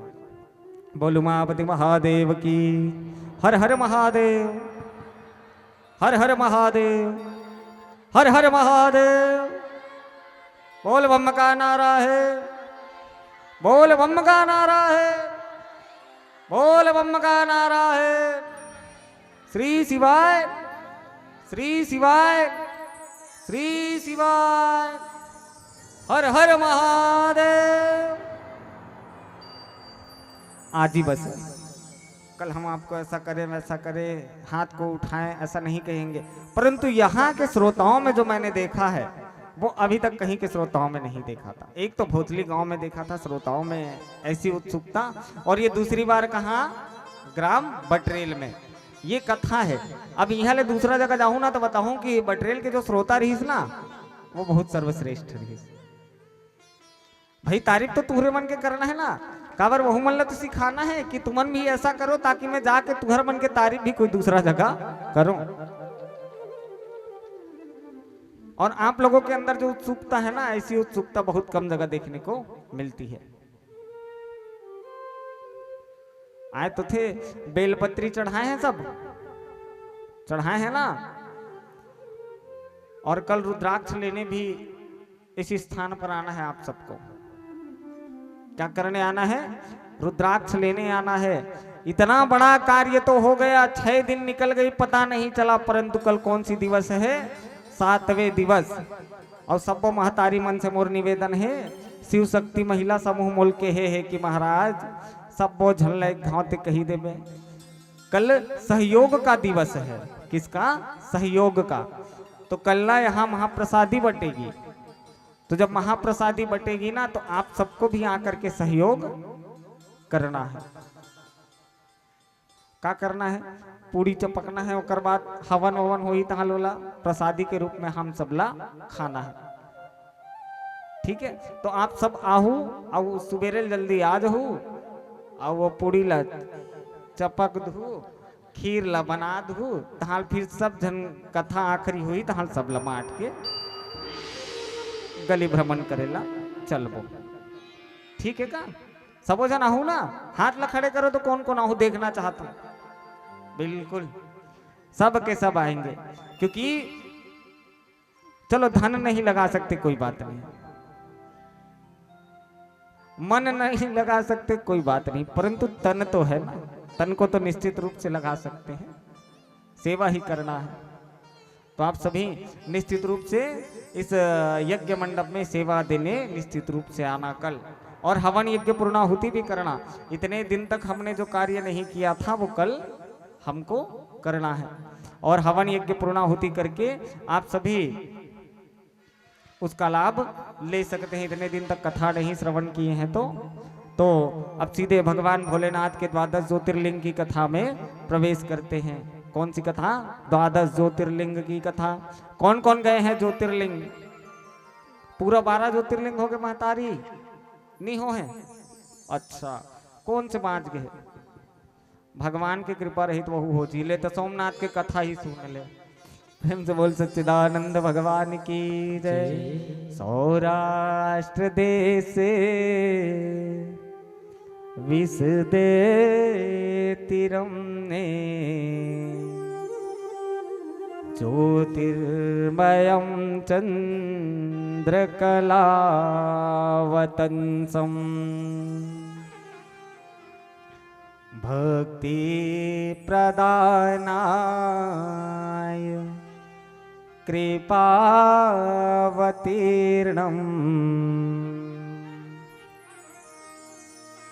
तं सोमनाथं शरणं प्रपद्ये। तं सोमनाथं शरणं प्रपद्ये। ये कौन सा ज्योतिर्लिंग है? पहला ज्योतिर्लिंग सोमनाथ ज्योतिर्लिंग। इसी की कथा हमको सबसे पहले श्रवण करनी है। 12 ज्योतिर्लिंग में सबसे पहला वाला ज्योतिर्लिंग है वो है सोमनाथ ज्योतिर्लिंग। तो कल हमने कथा सुनी थी कि चंद्रदेव को श्राप मिला था। सुने थे ना? कल मैंने बताया था कि चंद्र देवता को श्राप मिली हुई थी।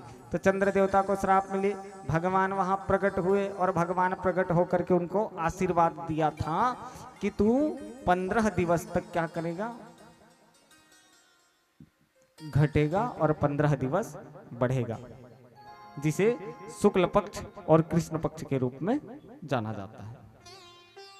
ये तो आपको पता है, परंतु ये नहीं पता थी, अब पता चल गई कि कृष्ण पक्ष जब जैसे ही आता है तो चंद्र देवता कोढ़ रोग से ग्रसित होता है, और जैसे ही पूर्णिमा वाली तिथि जैसे ही लगती है तो वो अपने आप में बढ़ने लगता है, वो कोढ़ रोग से ग्रसित नहीं होता। तो जब चंद्र देवता वहां तपस्या कर रहे थे ना भगवान भोलेनाथ जी का, वहां बैठ करके तो एक मिट्टी की शिवलिंग बनाए थे। कौन सी शिवलिंग? आप लोग बना करके लाते हैं ना, कौन सी शिवलिंग कहते हैं उसको? पार्थिव शिवलिंग। ये भी पार्थिव शिवलिंग बना करके वहां भगवान भोलेनाथ सरकार जी का तपस्या कर रहा था। उसी समय वो शिवलिंग को फाड़ करके भगवान भोलेनाथ वहां प्रकट होकर के चंद्र देवता को आशीर्वाद दिए थे। अब जब चंद्र देवता को आशीर्वाद दिए तो चंद्र देवता उनसे आग्रह करने लगे कि प्रभु आप यहाँ आ तो गए हैं दीनानाथ, आपने मुझे मेरा कष्ट तो हर दिया, मुझे वरदान तो दे दिया, परंतु यदि मानव जाति को ऐसी कभी समस्या हुई, वह कोढ़ रोग से ग्रसित हुआ, तो वह क्या करेगी दीनानाथ कहे। तो बोले तेरी भी कहना सही है चंद्र देवता। तो चंद्र देवता ने भगवान भूत भावन भोलेनाथ सरकार जी से आग्रह किया कि प्रभु आप इस स्थान पर विराजमान हो जाओ दीनानाथ, और इस स्थान पर विराजमान होकर के संपूर्ण जो मानव जाति है जो कोढ़ रोग से ग्रसित होगा उनके ऊपर भी आप कृपा करना। इसीलिए जिनको कोढ़ रोग है वह सोमनाथ ज्योतिर्लिंग में जा करके उनका दर्शन प्राप्त करके वो रोग से मुक्ति पा सकता है। और वही भगवान भोलेनाथ फिर सोमनाथ ज्योतिर्लिंग के रूप में स्थापित हो गए। समस्त देवतागण दुम दुमी बजा करके फूल के वर्षा करने लगे। बोल सोमनाथ महाराज की जय। फिर उसके बाद दूसरे नंबर का ज्योतिर्लिंग श्रीशैल श्रृंगे विबुधाति संगे तूला त्रितुंगे पिमुदा वसंतम तमर्जुनम मल्लिकपूर्वमेकम नमामि संसार समुद्र सेतुम नमामि संसार समुद्र सेतुम। दूसरे नंबर का जो ज्योतिर्लिंग है वह कौन सा है? मल्लिकार्जुन ज्योतिर्लिंग। इसकी कथा श्रवण करें। तो जब भगवान भोलेनाथ भगवान गणेश जी और कार्तिकेय जी के विवाह के लिए तैयार हुए तो दोनों भाई में युद्ध हो गई कि पिताजी सबसे पहले विवाह आप मेरी करो। ये कहे कार्तिकेय जी कि पिताजी पहले आप मेरी विवाह करो। भगवान गणेश जी कहने लगे पहले मेरी विवाह करो। अब आजकल के लड़के मन ला कहूँ कही देना कि तोर बिहाव करना है तो रुक जाना, अभी अतक का हड़बड़ी बाद में कर ले, पहले मोर पैर में तो खड़े हो दे, ऐसी कहते हैं ना। परंतु आज के समय को ध्यान में रखते हुए हमारी जो पुत्र पुत्रियां हैं उनका विवाह निश्चित रूप से समय में कर देना चाहिए। ज्यादा दिन इंतजार करे के नहीं है, क्योंकि आज का जो परिवेश है वह बहुत ही गंदा हो गया है। अलग अलग समय में अलग अलग बात होती थी। पहले तो विवाह बहुत देरी से होती थी और हम लोगों में तो और मत पूछो, आज भी 30 साल के बाद विवाह हो रही है। और आज आप लोगों में भी हो गया है। बोले महाराज रुक नंबर एक सरकारी नौकरी लगन दें तो हाल बिहाव करबो, अतक का हड़बड़ी है। और भैया तेजे दिन बुलावे ते दिन हम पढ़े जाबो, नहीं बुलावे तो थोड़ी जाबो, है ना। तो कहे चंद्र देवता और भगवान गणेश जी और कार्तिकेय जी दोनों में लड़ाई चल रही। ये देख करके भगवान भोलेनाथ को चिंता हो रही है कि मैं सबसे पहले विवाह किसका करूं।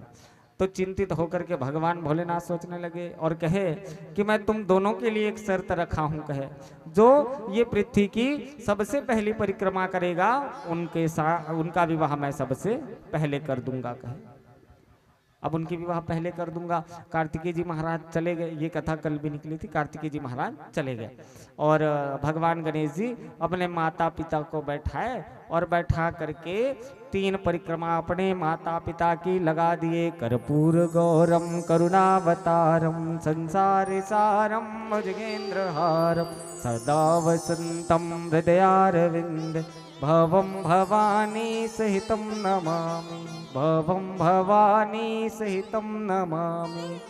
अपने माता पिता की 3 परिक्रमा लगा दी। अब जैसे ही 3 परिक्रमा लगाए और कहे लगे हे पिताजी, आप ही ना मेरे लिए पूरा संसार हो, इसीलिए मैंने आपकी एक नहीं 3 परिक्रमा लगा दी, मैंने पूरे ब्रह्मांड को 3 बार घूम दिया। पिताजी कहे भगवान गणेश जी कैसे हैं, बहुत बुद्धिमान हैं। ये जो भागवत है, भागवत इसको लिखा किसने है? भगवान गणेश जी ने। बताया किसने है? व्यास जी महाराज ने। तो लिखा कैसे? देखो भगवान गणेश जी की लिखने की जो स्पीड है ना, वो बहुत तेज है, बहुत तेज। अब व्यास जी महाराज चिंतित हो गए कि ये इसको लिखेगा कौन, मैं तो बोलने के लिए तैयार हूं परंतु लिखेगा कौन। तो गए सीधे गणेश जी के पास और गणेश जी से कहने लगे हे गजानंद स्वामी, आप श्री भागवत महापुराण लिख दें। कहे तो बोले जी मैं निश्चित तैयार हूं, मैं लिख दूंगा, परंतु एक चीज का विशेष रूप से ध्यान रखना। कहे क्या? कहे एक चीज का विशेष रूप से ध्यान रखना, यदि कहीं आप अटक गए तो मैं वहीं इसको आखिरी कर दूंगा, मैं इसके आगे लिखने वाला नहीं हूं। कहे तो बोले ठीक है। कहे ठीक है, मैं उसमें भी तैयार हूं। कहे बुलाए भगवान गजानंद स्वामी को और व्यास जी महाराज बोल रहे हैं सच्चिदानंद रूपाय विश्वोत्पत्त्यादि हेतवे तापत्रय विनाशाय श्री कृष्णाय वयम नमः। पूरा 18,000 श्लोक है उसमें, भागवत में, श्रीमद् भागवत महापुराण में 18,000 श्लोक। अब वो गणेश जी को बोलते जा रहा है, लिखते जा रहा है, लिखते जा रहा है। अब जो दिनचर्या जो होती है उसमें भी क्रिया की आवश्यकता होती है। तो उसी समय व्यास नारायण महाराज जी ऐसा उटपुटांग शब्द बोल देते थे कि गणेश जी को उसके समझने में 2 से 3 घंटा लग जाता था।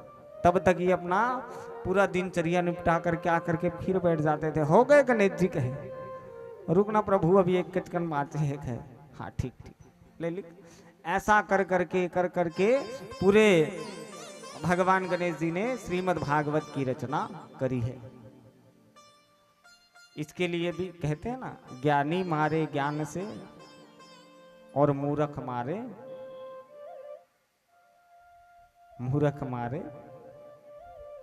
पैर से ही मारेगा ना, और किससे मारेगा? ज्ञानी जब भी मारता है तो वो अपने ज्ञान से मारता है। अब लड़ाई कर दे तो लड़ाई हो गए, तो जब लड़ाई होती है ना तो दोनों पक्षों को हानि होती है। किनको किनको? दोनों पक्षों को। यदि हम युद्ध करें तो वो मुझे गाली देगा, मैं उसको गाली दूंगा, चलो ठीक है भाई तुम्हारी कोई मान सम्मान नहीं है, परंतु वो मुझे एक शब्द गाली दे दिया तो मेरे लिए बहुत बड़ी बात है। उसको 10 लोग सुनेंगे तो क्या कहेंगे? ए महाराज एक लड़ाई हुई से 10 जने लग गाली देती, और उसको मैं 10 झापड़ भी मार दूं तो दुनिया ये नहीं कहेगी कि महाराज वाला 10 घाव मार दीसगा। अब वो मोले घाव मारे रही तेल पूरा गांव भर बता डाले कि महाराज मार खाएगा। तो इसीलिए अपने मान सम्मान को सोच करके कभी लड़ाई मत करो। कबर तोर इज्जत है परंतु वो कर नहीं है। यदि तुम दूसरे से लड़ाई कर रहे हो तो अपने इज्जत को दांव में लगा रहे हो। इसीलिए युद्ध लड़ाई से दूर रहो, क्योंकि भगवान सबको समय निश्चित देता है। भगवान सबको समय देता है, एक निश्चित समय आती है, उस समय में आप उसको अपने ज्ञान के द्वारा मार सकते हो। तुरंत जवाब दोगे तभी वो बात है, वो लगी, ऐसा वाला बात तो नहीं है। कभी ना कभी कहीं ना कहीं निश्चित रूप से लगेगा। तो कहे दूसरे नंबर की जो मल्लिकार्जुन ज्योतिर्लिंग है उसकी कथा चल रही थी ना, तो भगवान भोलेनाथ का परिक्रमा लगाया, परिक्रमा लगा करके उनका पैर छुए और पैर छू करके उनको सारा वृत्तांत कह दिया। इधर भगवान भोलेनाथ प्रसन्न हो गए और प्रसन्न होकर के भगवान गजानंद स्वामी जी का विवाह रिद्धि और सिद्धि से कर दिया। अब रिद्धि सिद्धि से करी, अब इसको घूमने में समय लगा। कार्तिकेय जी महाराज को पूरे पृथ्वी को भ्रमण करने में समय लगेगा ना, आधा घंटा में थोड़ी आज ही। अब ये घुमत घुमत घुमत घुमत घुमत घुमत घुमत समय हो, समय होए के बाद ऐसे आके अपन पिताजी ला कहे लगे इसकी, है पिताजी मैं आ गया हूँ, मैं पूरे पृथ्वी का चक्कर लगा करके आ गया हूँ दीनानाथ, अब आप मेरी विवाह करा दो। कहे तो बोले तुमने तो देरी कर दी बेटा कार्तिकेय, तुमने देरी कर दी, मैं तुमसे पहले भगवान गजानंद स्वामी परिक्रमा लगा करके आ गया है। कहे तो कहे कैसे? तो कहे कि उसने अपने विद्या और विवेक और बुद्धि का ऐसा परिचय दिया, उसने मुझे ही पृथ्वी मानी और पृथ्वी मान करके मेरी परिक्रमा कर ली, इसलिए मैंने उनका विवाह रिद्धि सिद्धि से कर दिया। कहे बेचारा उदास हो गया। कौन? कार्तिकेय जी महाराज। और कार्तिकेय जी महाराज उदास होकर के कहाँ चले गए? श्रीशैल नाम के पर्वत में, श्रीशैल संगे पे बुधा तीरम में कहाँ चले गए? श्रीशैल पर्वत में। और श्रीशैल पर्वत में, श्री नाम का जो पर्वत है, वहां जा करके विराजमान हो गए। अब विराजमान हुए तो माता पार्वती को जैसे ही पता चली तो भगवान शंकर से कहने लगे कि हे प्रभु, ये कार्तिकेय जी महाराज आए थे परंतु ये तो रुष्ट होकर के चले गए, तो चलो हमें उसे मनाने के लिए श्रीशैल में चलना चाहिए, श्री नाम के पर्वत में चलना चाहिए। और जैसे ही वहाँ ये दोनों धरती से प्रकट हुए, स्वयंभू शिवलिंग ही होता है ना, तो जैसे ही ये दोनों प्रकट हुए तो वहाँ कार्तिकेय जी महाराज बैठे थे, तो कहने लगे हे कार्तिकेय जी महाराज चलो घर। तो कहे नहीं पिताजी, मैं कहीं जाने वाला नहीं हूं, आप दोनों भी इस स्थान पर निवास करें। जिस प्रकार से आपने मुझे प्रेम करके इस स्थान पर आया है, वैसी इस संसार में भी आपसे प्रेम करने वाले आपको दर्शन करने यहाँ तक आएंगे, इसलिए आप इस स्थान पर विराजमान हो जाओ। भगवान गणेश, भगवान का पूरा परिवार, भगवान शंकर जी का पूरा परिवार कहाँ निवास करता है? श्री मल्लिकार्जुन ज्योतिर्लिंग में। और वहीं सह परिवार एकत्रित निवास करने लगे और वही मल्लिकार्जुन ज्योतिर्लिंग के नाम से प्राकट्य हुआ। समस्त देवतागण दुम दुमी बजा करके फूल से वर्षा करने लगे। बोल मल्लिकार्जुन ज्योतिर्लिंग की जय। अब इसके बाद सबसे बड़ा कौन सा है ज्योतिर्लिंग? महाकाल। कौन सा है ना? कौन कौन गए हैं महाकाल? अरे दादा, हमेशा संख्या में बढ़ोतरी हो रहा है, सब लोग जाते जा रहे हैं ना। अभी बहुत भीड़ है, हमको टिकट नहीं मिल रही, 1 तारीख को हम भी जाने वाले थे, तो चलो जिनको जिनको जाना है चलते हैं। तो तीसरे नंबर का ज्योतिर्लिंग महाकाल ज्योतिर्लिंग, सबसे बड़ा ज्योतिर्लिंग। अवंतिकायां विहितावतारम्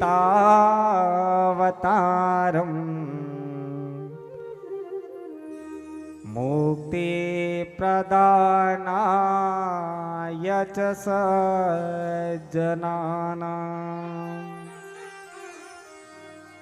अकाल मृत्यो परिरक्षणार्थम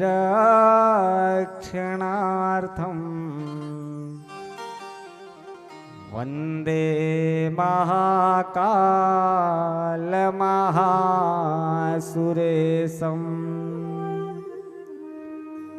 वंदे महाकाल महासुरेशम।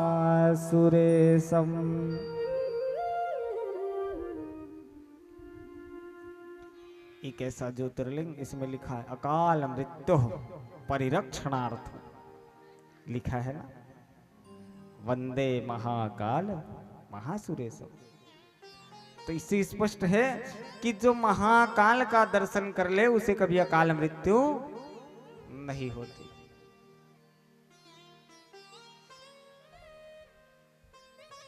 जिनको जिनको दर्शन हो गई है महाकाल की, वो चिंता ही ना करे, उनको कभी अकाल मृत्यु नहीं होगी। जाओ निश्चित रूप से दर्शन करके आओ, क्योंकि ये कलयुग चल रहा है, यहाँ अकाल मृत्यु अत्यधिक होगी, क्योंकि ये पुराण कहता है। इसीलिए ये सृष्टि में महाकाल नगरी की स्थापना की गई है कि यहाँ दर्शन से अकाल मृत्यु नहीं होगी। तो कहे एक पड़ोसी राजा था, इसकी स्थापना कैसे? एक पड़ोसी राजा था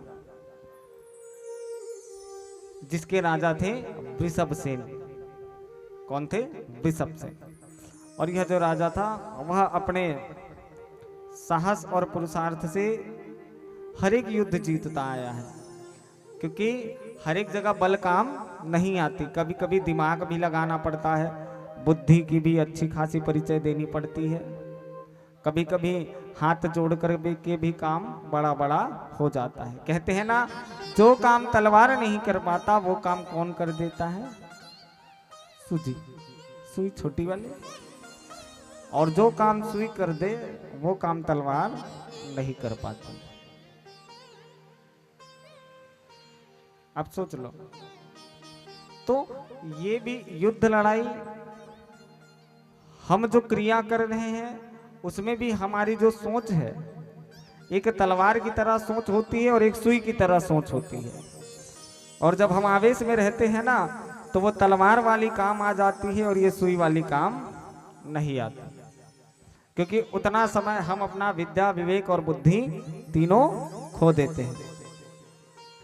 कभी आवेश में आके देखना तो बुद्धि ना पूरा हैंग हो जी, जैसे मोबाइल हैंग हो जाते हो, कुछ काम नहीं करे नहीं, वैसे बुद्धि भी हैंग हो जाती है, ये भी अटकने लगता है, चलता नहीं है। बस सेम मोबाइल ला देख डरे ना तो अपन आप ला देख डरे। जब तक चार्जिंग है तब तक मोबाइल चला थे, जब तक हमारा धर्म कर्म अच्छा है तब तक हम भी चल रहे हैं। जिस दिन हमारी चिट्ठी कट गई उस दिन हमको भी चले जाना है। तीसरे नंबर के ज्योतिर्लिंग की कथा सुने। उस वो पड़ोसी जो वृषभसेन जो राजा था ना, वहां पड़ोसी राज्य के राजा ने वहां हमला कर दिया। अब हमला तो कर दिया तो असुर, वो राजा कैसा था? असुर प्रवृत्ति का था। असुर समझ गए ना, राक्षस प्रवृत्ति का था।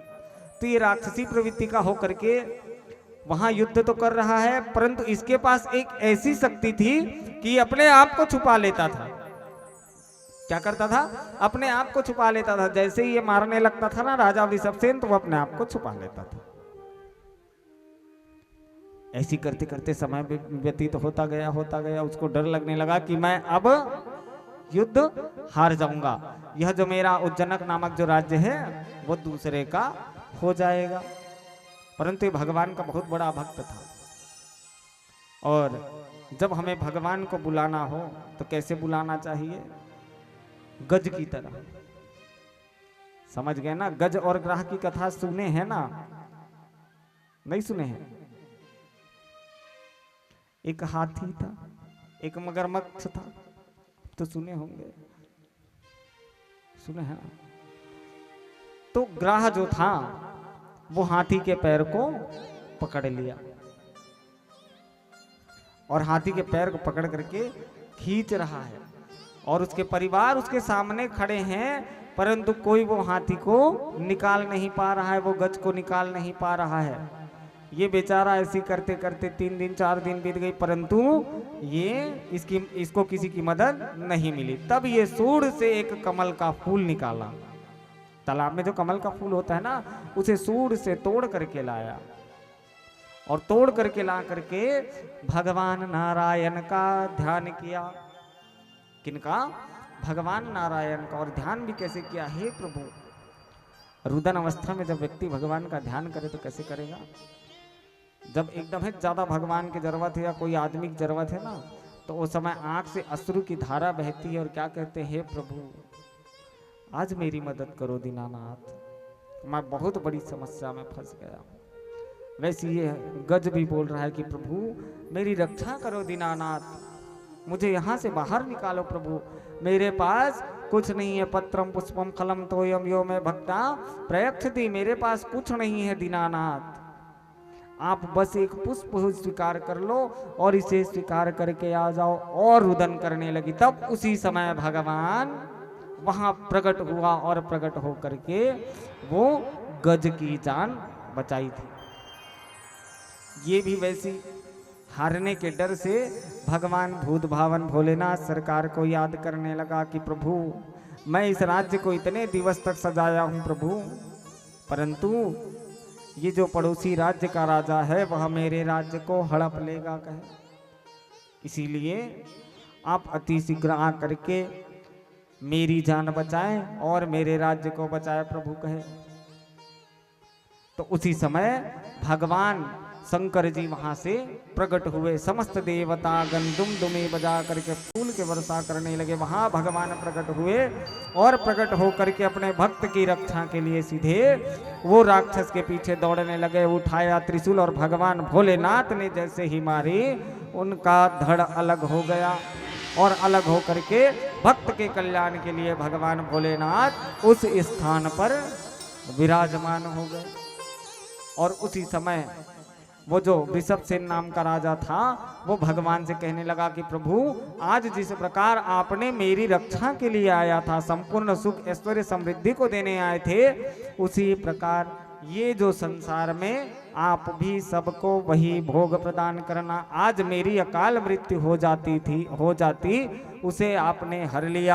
ये जो मानव जाति है उनके भी अकाल मृत्यु को हरने के लिए आप स्थान पर निवास करे दीनानाथ। और भगवान को स्थान दे दिया और भगवान का प्रणाम किया। उसी समय से उसे महाकालेश्वर ज्योतिर्लिंग के रूप में जाना जाता है। समस्त देवता गण धुम धुमी बजा करके फूल के वर्षा करने लगे। बोल महाकाल भगवान की जय हो। आए भगवान नाम संकीर्तन करे, फिर आगे की कथा श्रवण करेंगे। बोलिए देवादिदेव महादेव की जय। हर हर महादेव।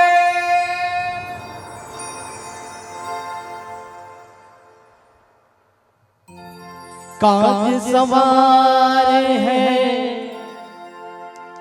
तुमने भक्तों के रखवाले, मत वाले बाबा भोले शंकर, ओ गले में नाग भयंकर।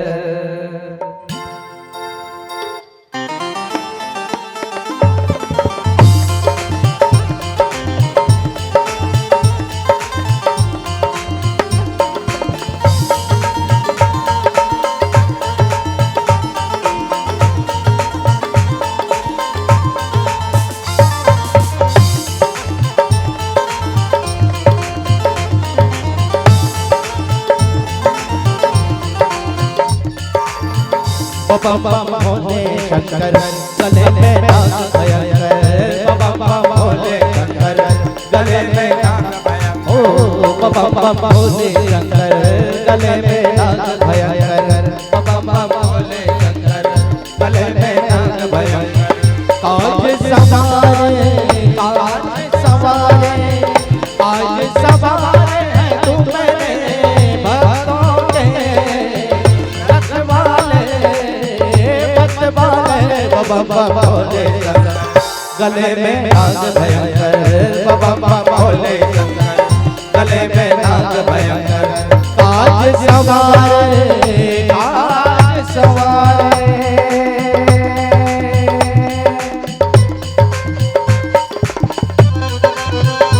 ओहो, अंतिम दिवस की कथा में प्रवेश कर गए हैं और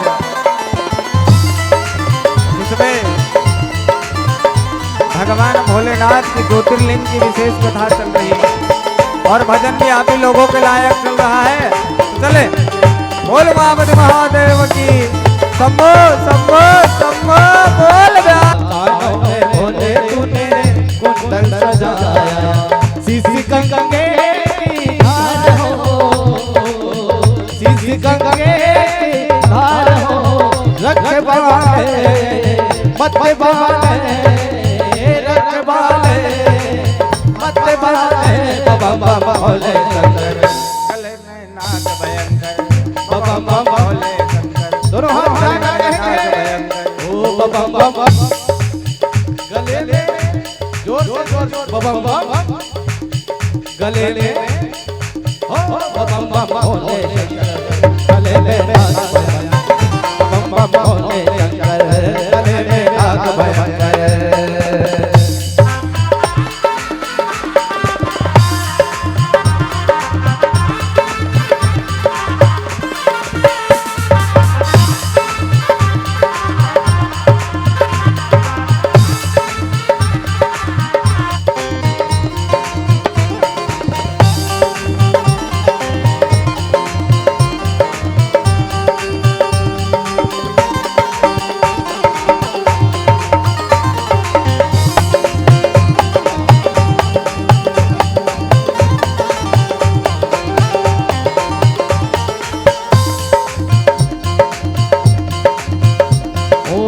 गले में भोले तूने नाग सजाया, गले में भोले तूने नाग सजाया, गले में भोले तूने नाग सजाया, गले में भोले तूने नाग सजाया। ओ हाथों में भोले तूने डमरू सजाया, हाथों में भोले तूने डमरू सजाया, ओ हाथों में भोले तूने डमरू सजाया, हाथों में भोले तूने डमरू सजाया। कष्ट मिटाए हैं तुमने भक्तों के रखवाले, रखवाले बम बम बम बम बम बम बम भोले शंकर गले में नाग भयंकर, बम बम भोले शंकर गले में नाग भयंकर। ओ काज सवारे, काज सवारे,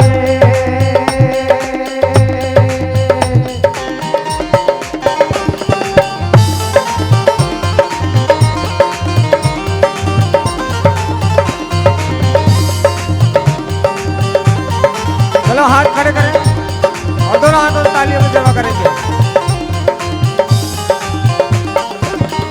झूम के झूम के झूम के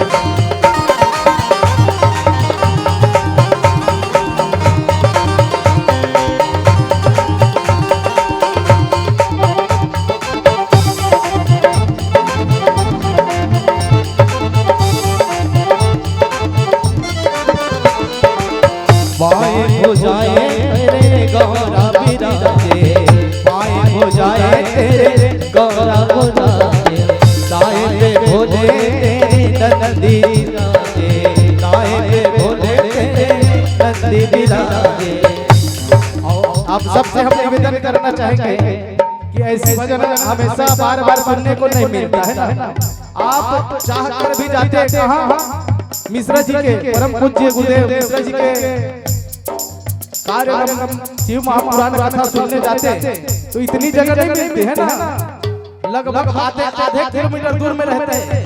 और वहां से जब संकीर्तन कराते तो आप अपने जगह पे खड़े होकर क्या कहते हैं, नृत्य करते हैं, क्योंकि वो बाहर से आया है, हम लोग छत्तीसगढ़ से हैं, कोई वैल्यू नहीं छत्तीसगढ़ वालों का है ना। कथा वही है, संकीर्तन वही है, और वहाँ बड़ा बड़ा कैमरा लगा रहता है, दिखाना पड़ता है। हाँ हम गए थे, डांस किए थे, नृत्य किए थे, है ना। तो ये सब चीज को एक साइड कर और आप कहाँ हो, भगवान भोलेनाथ के दरबार में हो, दोनों हाथ उठा कर कहेंगे हर हर महादेव। और जिसको अपने स्थान पर यथावत खड़े होकर नृत्य करना है, डांस करना है भगवान भोलेनाथ के लिए, हम लोगों के लिए नहीं, भगवान भोलेनाथ के लिए, तो अपने स्थान पर खड़े हो सकते हैं। कोई प्रकार की लज्जा वाली बात नहीं है, शर्म वाली बात नहीं है, तो कहेंगे हर हर महादेव।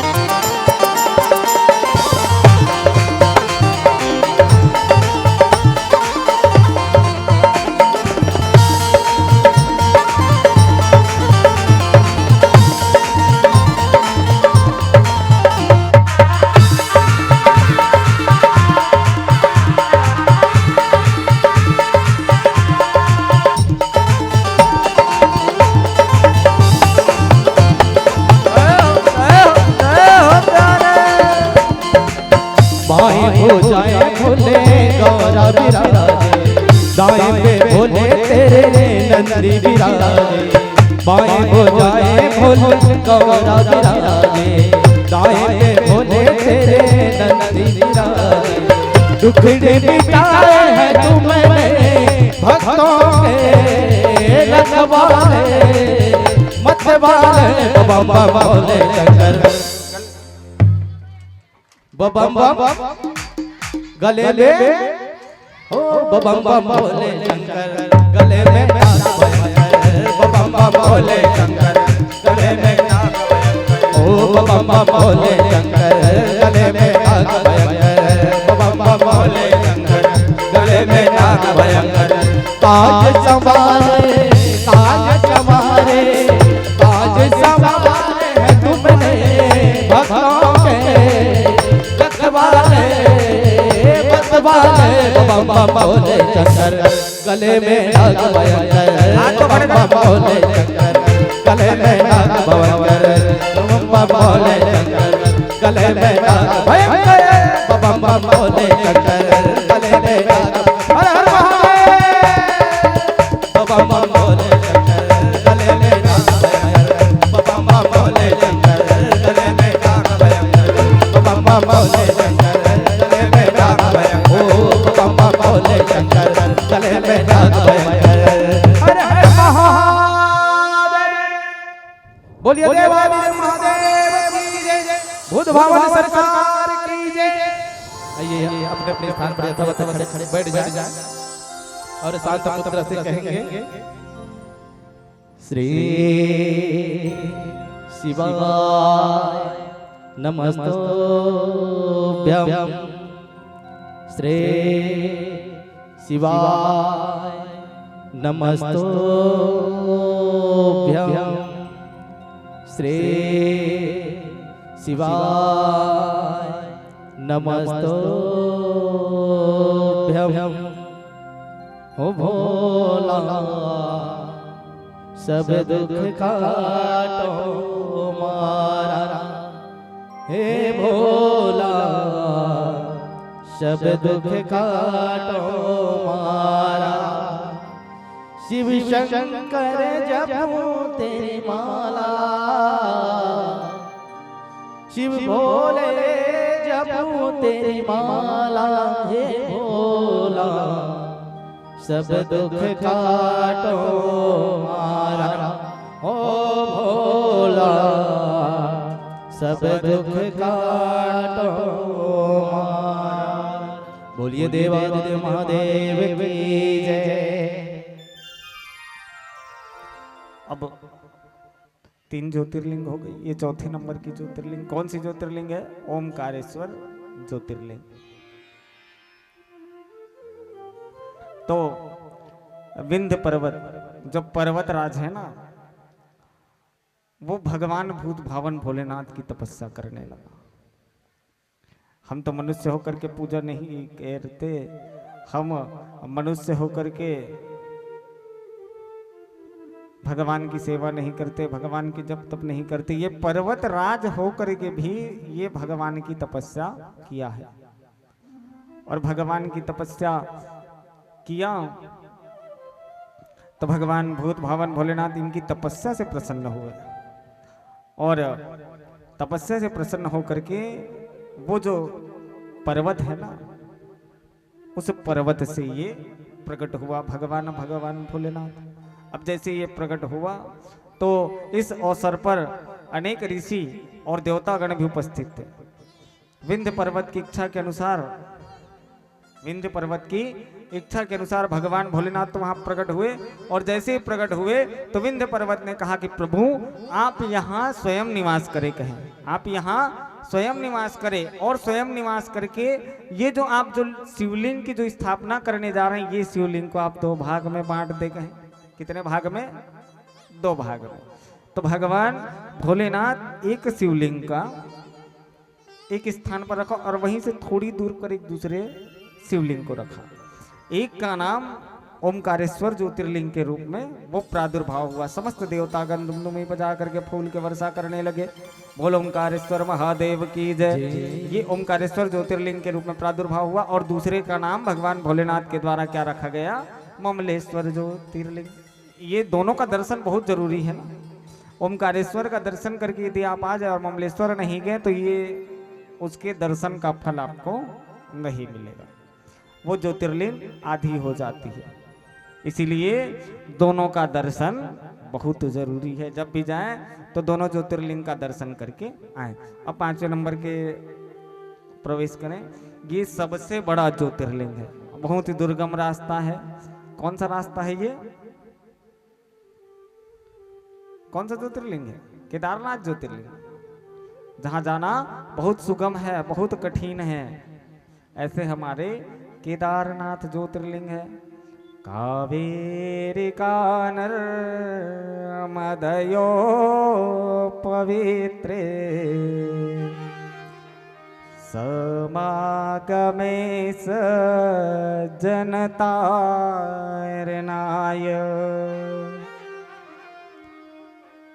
सदैव मान्धा त्रिपुरे वसन्तम्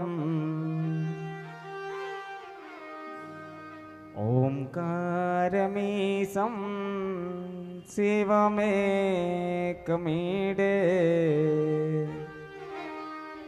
केदारमीशं शिवमेकमीडे। स्कंद पुराण की कथा के अनुसार, किसके अनुसार? स्कंद पुराण के अनुसार ये जो केदार क्षेत्र है, यहाँ भगवान भोलेनाथ सह परिवार पहले से ही विराजमान रहते थे, जब वहाँ ज्योतिर्लिंग की स्थापना नहीं हुई थी।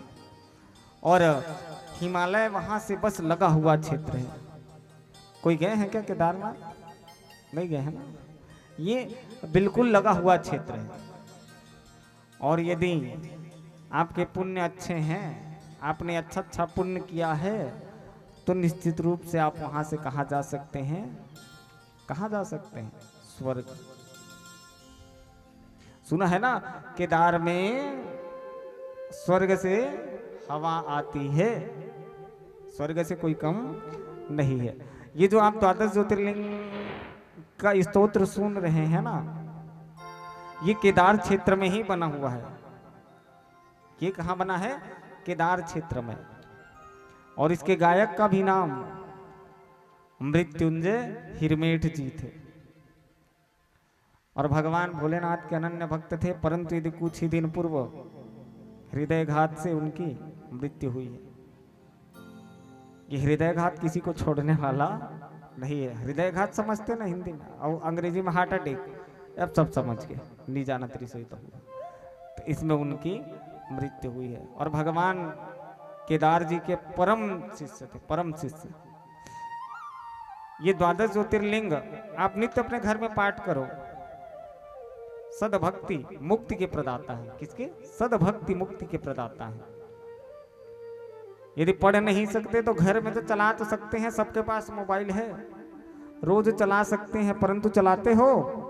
एक ठन बता दे तो महाराज इसी का वेद नहीं जानन कभी, है ना? नहीं पढ़ पाओगे ना। तो इसीलिए कहते हैं गाना मन एक गाँव सुनबे तो याद हो जाते ना, तो ऐसी इसको भी हमें सुनना चाहिए। और सुनत सुनत में हम कैसे कहाल पढ़े हो, हम मन तो सुन सुन के सीखे। चालू कर दे रहे डहार कान में लगे रथे, वो डहार ओकर सन बोला था, ओकर सन बोला था, ये है सुनावत। तो इसी के माध्यम से ये सीखने को मिलता है। एक जो श्लोक होता है, श्लोक पढ़ने का सबसे सरल तरीका, कभी पढ़ना चाहते हो तो पढ़ लेना, सबसे सरल तरीका गिन ले श्लोक में। जैसे उसमें लिखा है पवित्रे स्थो, ठीक है, ये कितने का हो गया? 3 अक्षर इनका और 1.5 अक्षर उसका, ठीक है। अब इसमें और मात्रा जो लगी है पवित्रे, तो छोटी वाली को नहीं गिनते, जो बड़ी वाली है उसको गिन लिए, तो ये कितने का हो गया? 5 अक्षर, ठीक है। अब पवित्रे स्थो वैष्णव्यो सविहि, वैष्णव्यो सविहि, ये भी कितने का हो गया? 5 अक्षर का। अब इसको तोड़ना है तो वो 5 को तोड़ दो, पवित्रे स्थो वैष्णव्यो सविहि, हो गया, सरल हो गई कि नहीं हुई? तो ऐसे पढ़ने सीखना चाहिए। संस्कृत में विच्छेद का ही महत्व है और कुछ नहीं है। विच्छेद करना आ गया तो संस्कृत से जितना सरल और कोई दूसरा सब्जेक्ट नहीं है। हम लोग भी सीखे हैं ऐसी पढ़ पढ़ के, सबको सिखाते भी हैं ऐसी पढ़ा पढ़ा करके। अब जैसे कल जटाटवी चली ना, तो आज जा करके देखना, उसको पहले गिन लेना, एक जो लाइन रहेगी ना उसको गिन लेना और उसको 2 भाग में बांट देना। जैसे 16 अक्षर हुई तो 8-8 में बांट देना और उसको पढ़ करके देखना, बहुत ही ज्यादा सरल हो जाएगी। तो ये केदार क्षेत्र में भगवान स्वयं वास करते थे पूरे परिवार सहित, और जब परिवार सहित निवास करते थे तो वहां एक बहेलिया आया, और वो बहेलिया को हिरन के मांस खाने का बहुत शौक था। मतलब नित्य एक हिरन को मारता था और उसको बना करके वो भोजन करता था। अब हिरन के शिकार के लिए वो केदार क्षेत्र में आया, और जैसे ही केदार क्षेत्र में आया तो देखा इधर उधर घुमा परंतु उसे कहीं हिरन नहीं मिला। संध्या काल की बेला हो गई, बेचारा दिन भर ढूंढ ढूंढ करके थक गया परंतु उसे मिला नहीं। संध्या काल की बेला हुई, जैसे ही सूर्यास्त होने वाली है, एकदम आखिरी पड़ाव में है सूर्य, जैसे ही सूर्यास्त होने वाली है उसके बाद उसको हिरन के पैर की आवाज सुनाई देने लगी। बस थोड़ा सा बचा, उठाया बाण, उधर देखा सूर्य को और बाण चला दिया, और जैसे ही उसने बाण चलाई तो वो जा करके हिरन को लगी। अब वो हिरन को लगी तो वहां एक सर्प मड़ा पड़ा हुआ था। क्या सर्प? पहले वो सर्प वो नहीं देखा, बाद में वो सर्प को देखा। अब जैसे ही सर्प को देखा तो सर्प को अपने बाण से उठाया, और सर्प को जैसे ही बाण से उठाया तो उधर जो हिरन मरा पड़ा हुआ था, संध्या काल का समय था, प्रदोष काल का समय था, तो वो जो हिरन है उसको भगवान शंकर जी के जितने भी गण है, भगवान शंकर जी, माता पार्वती, ये सब उसको लेकर के जा रहे हैं। देखा इतने समय तक मैं यहाँ खड़ा हूं परंतु मुझे तो ये भगवान शिव का परिवार दिखाई नहीं पड़ा, परंतु अभी कैसे दिख रहा है? तो उसी समय वहां नारद जी नारायण नारायण नारायण करते हुए कहे, हे बहेलिया तू यहाँ क्या कर रहा है? तो बोले प्रभु ये जो हिरन है ना इसको मैंने मारा था, परंतु ये तो विचित्र घटना देखने को मिल रही, भगवान शंकर अपने साथ इन सब को कहाँ लेकर के जा रहे हैं, और मेरा हिरन मरा हुआ है उसको भी भगवान शंकर लेके जा रहे हैं। कहे तो कहे ये जो केदार क्षेत्र है वहीं भगवान शिव शंकर जी निवास करते हैं पूरे परिवार से ही, और तुम क्या करते हो? कहे बोला मैं शिकारी हूं, मैं शिकार करता हूं। बस इतना बात बोला तो नारद जी कहे लगे कि तुम्हें बहेलिया ये शोभा नहीं देता केदार क्षेत्र में आकर के तुम ये सब कार्य कर रहे हो। तो उसी समय उसके मानसिकता में परिवर्तन हो गई, और उसने उस दिन से शिकार करना त्याग दिया, और वही केदार क्षेत्र में बैठ करके भगवान भोलेनाथ की तपस्या करना प्रारंभ कर दिया। और भगवान भोलेनाथ की तपस्या करते करते करते करते समय व्यतीत होती गई तपस्या में बैठा था। बैठे भगवान भोलेनाथ उनकी तपस्या से प्रसन्न हुए, और तपस्या से प्रसन्न होकर के केदार क्षेत्र में भगवान भोलेनाथ अकेले नहीं पूरे परिवार सहित भगवान भोलेनाथ वहां प्राकट्य हुए। समस्त देवता गण दुम-दुमी बजा करके फूल के वर्षा करने लगे। बोलो महापति महादेव की जय। अब केदार क्षेत्र में भगवान पूरे परिवार सहित जैसे ही प्राकट्य हुए तो वहां ये जो बहेलिया बैठा हुआ था भगवान भोलेनाथ का साष्टांग प्रणाम किया, और भगवान भोलेनाथ से आग्रह किया कि प्रभु आप संपूर्ण जगत के कल्याण के लिए, भक्ति मुक्ति को प्रदान करने के लिए आप इस स्थान पर परिवार सहित निवास करें दीनानाथ। और वहां भगवान भोलेनाथ पूरे परिवार सहित निवास करना प्रारंभ किया, और उसी समय से उसे केदारनाथ ज्योतिर्लिंग के रूप में जाना गया। समस्त देवता गण धुमधुमी बजा करके फूल के वर्षा करने लगे। बोल केदारनाथ महादेव की जय। अब इसके बाद भीमाशंकर ज्योतिर्लिंग गए हैं, बहुत घूमे हो, सब जन कहीं ना कहीं घूम डाले, भाभी तभी से है, सब लोग घूम घूम करके आ रहे हो। चलो साथ में चलते हैं, सबके लिए एक टूर बनाए, चले।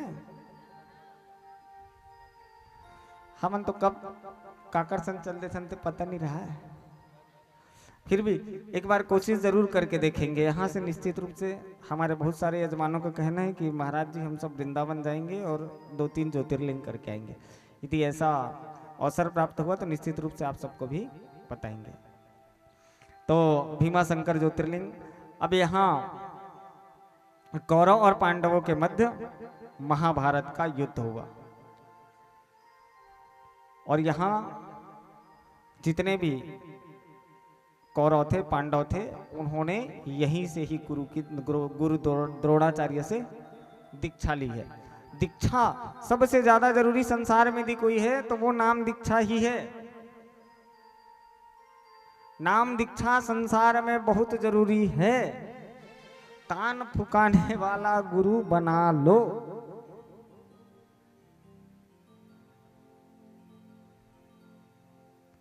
लिख के रख लो, आज नहीं 10 साल बाद, 10 साल बाद नहीं 20 साल बाद जब सियान हो जाओ ना तब गुरु बनाने से कोई लाभ मिलने वाला नहीं, क्योंकि जितना कर्म रहित तिला तो कट डालेता है, पुण्य कर्म को कर डाले।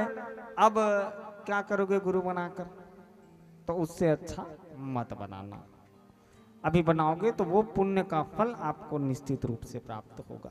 इस यज्ञ में बैठे हैं तो ये यज्ञ भी गुरु के ही माध्यम से हमारे कर्ण तक जाती है। किसी को भी पूछ लेना, आपके घर में यदि बुजुर्ग होंगे तो उनसे पूछना, वो अच्छी तरह से आपको और बताएंगे। तो ये जो भीमा शंकर ज्योतिर्लिंग है इसकी स्थापना कैसे हुई, तो जो शिव महापुराण की कथा के अनुसार एक भीम नाम का राक्षस था। क्या नाम था उसका? भीम। एक पांडवों में भीम था और ये राक्षस भीम है, ये अलग है वहां से। तो ये किसका पुत्र था? महाराज कर्ण का। कर्ण को जानते हैं ना, सूत पुत्र कर्ण। माता कुंती को इसने वचन दिया था। क्या वचन दिया था?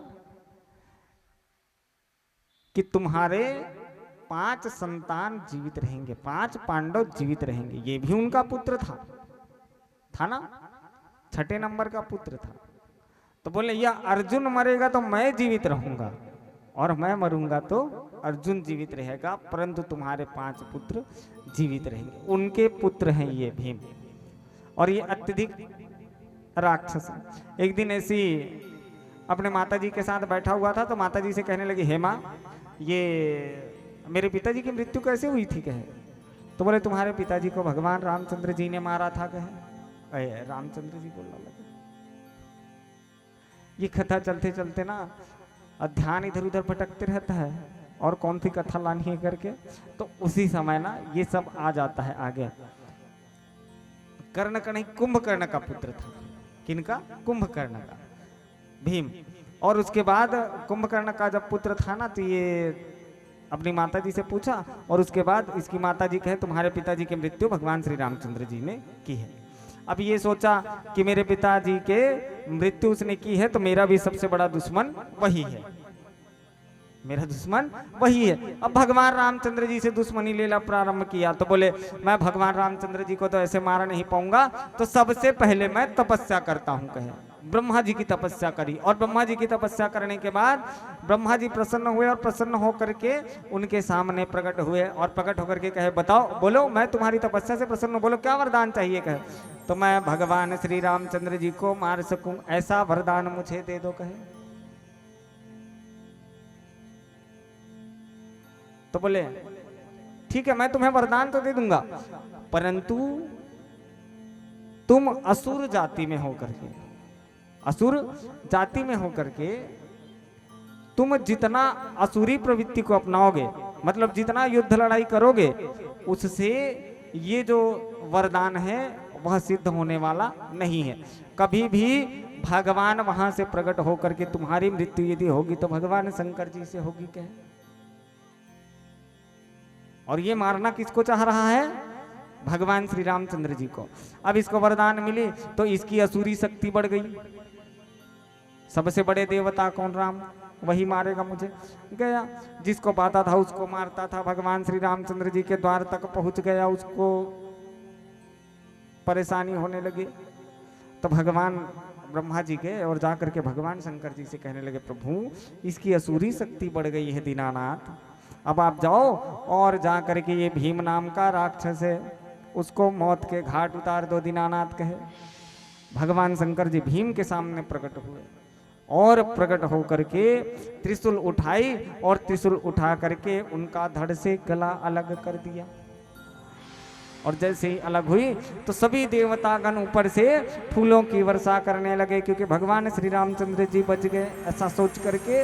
और उसी समय सभी देवतागण उनसे प्रार्थना करने लगे कि हे प्रभु, आप इस स्थान पर भीमा शंकर ज्योतिर्लिंग के रूप में स्थापित हो जाओ। उसी दिन से उस स्थान को भीमा शंकर ज्योतिर्लिंग के नाम से जाना जाता है। समस्त देवतागण धुम धुमी बजा करके फूल की वर्षा करने लगे। बोल भीमा शंकर महादेव की जय। अब इसके बाद है वैद्यनाथ ज्योतिर्लिंग।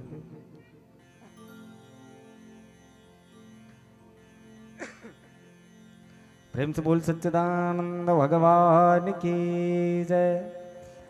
यामे सदंगे सदा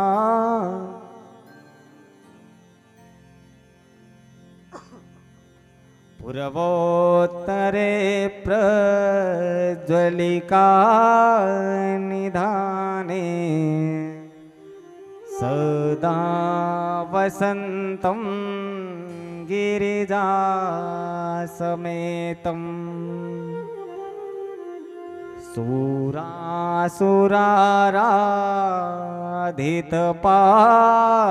सुरासुराराधितपादपद्मम्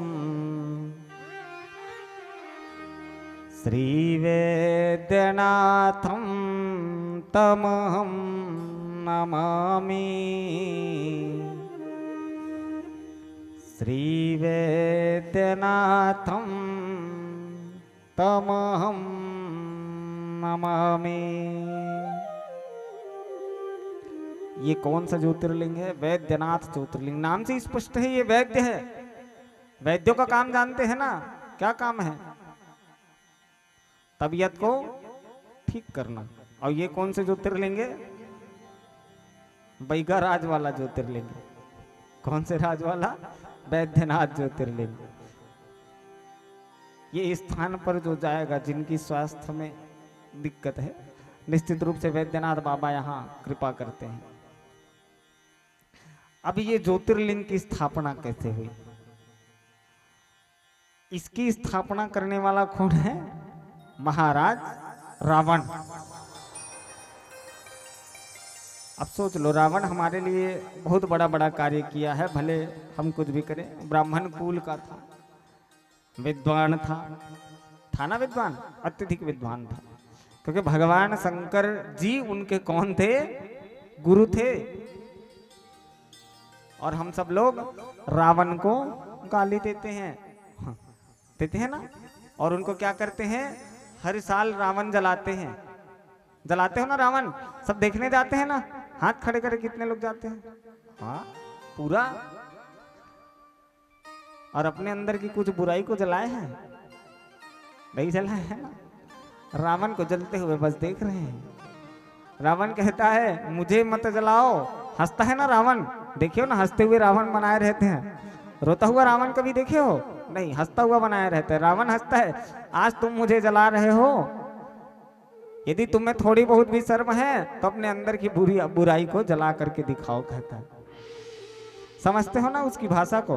नहीं समझते। तो ये जो रावण है वो भगवान शंकर जी के पास गया और जा करके भगवान शंकर जी को कहने लगा कि प्रभु मुझे एक शिवलिंग आप दे दो, मैं लंका में ले जा करके स्थापना करना चाहता हूं, कहे। अब वो बेचारा उसका शिष्य है, तो भगवान भोलेनाथ मना कैसे करे? तो भगवान भोलेनाथ एक शिवलिंग उठाई कैलाश पर्वत से और उठा करके किसको दे दी? रावण को। ए ले रावण, ले जा। तो कहने लगा, देख रावण, ध्यान देना, कहे तू इसको ले जा तो रहा है, परंतु जहां रखेगा वहीं ये शिवलिंग स्थापित हो जाएगी, कहे, चाहे कहीं भी रख। लिया रावण शिवलिंग को और लेकर के जाने लगा। अब भगवान विष्णु जी को इसकी विशेष चिंता होने लगी। बोले ये जो शिवलिंग ले करके जा रहा है, ये तो बहुत बड़ा ज्योतिर्लिंग है और इसको लंका में ले जा करके स्थापित करेगा। तो उसी समय विष्णु जी कहाँ गए? माँ गंगा जी के पास, और गंगा जी के पास जाकर के कहने लगे कि हे गंगा महारानी, तुम जा करके रावण के उदर में समा जाओ, कहे उसके पेट में समा जाओ। गंगा मैया बोली क्यों? तो बताए कि वो जो शिवलिंग लेके जा रहा है रावण ना, वो शिवलिंग को कहीं बाहर नहीं ले जाना है, वो भी हमारे भारत में ही स्थापना होगी, भारतवर्ष में ही रखो।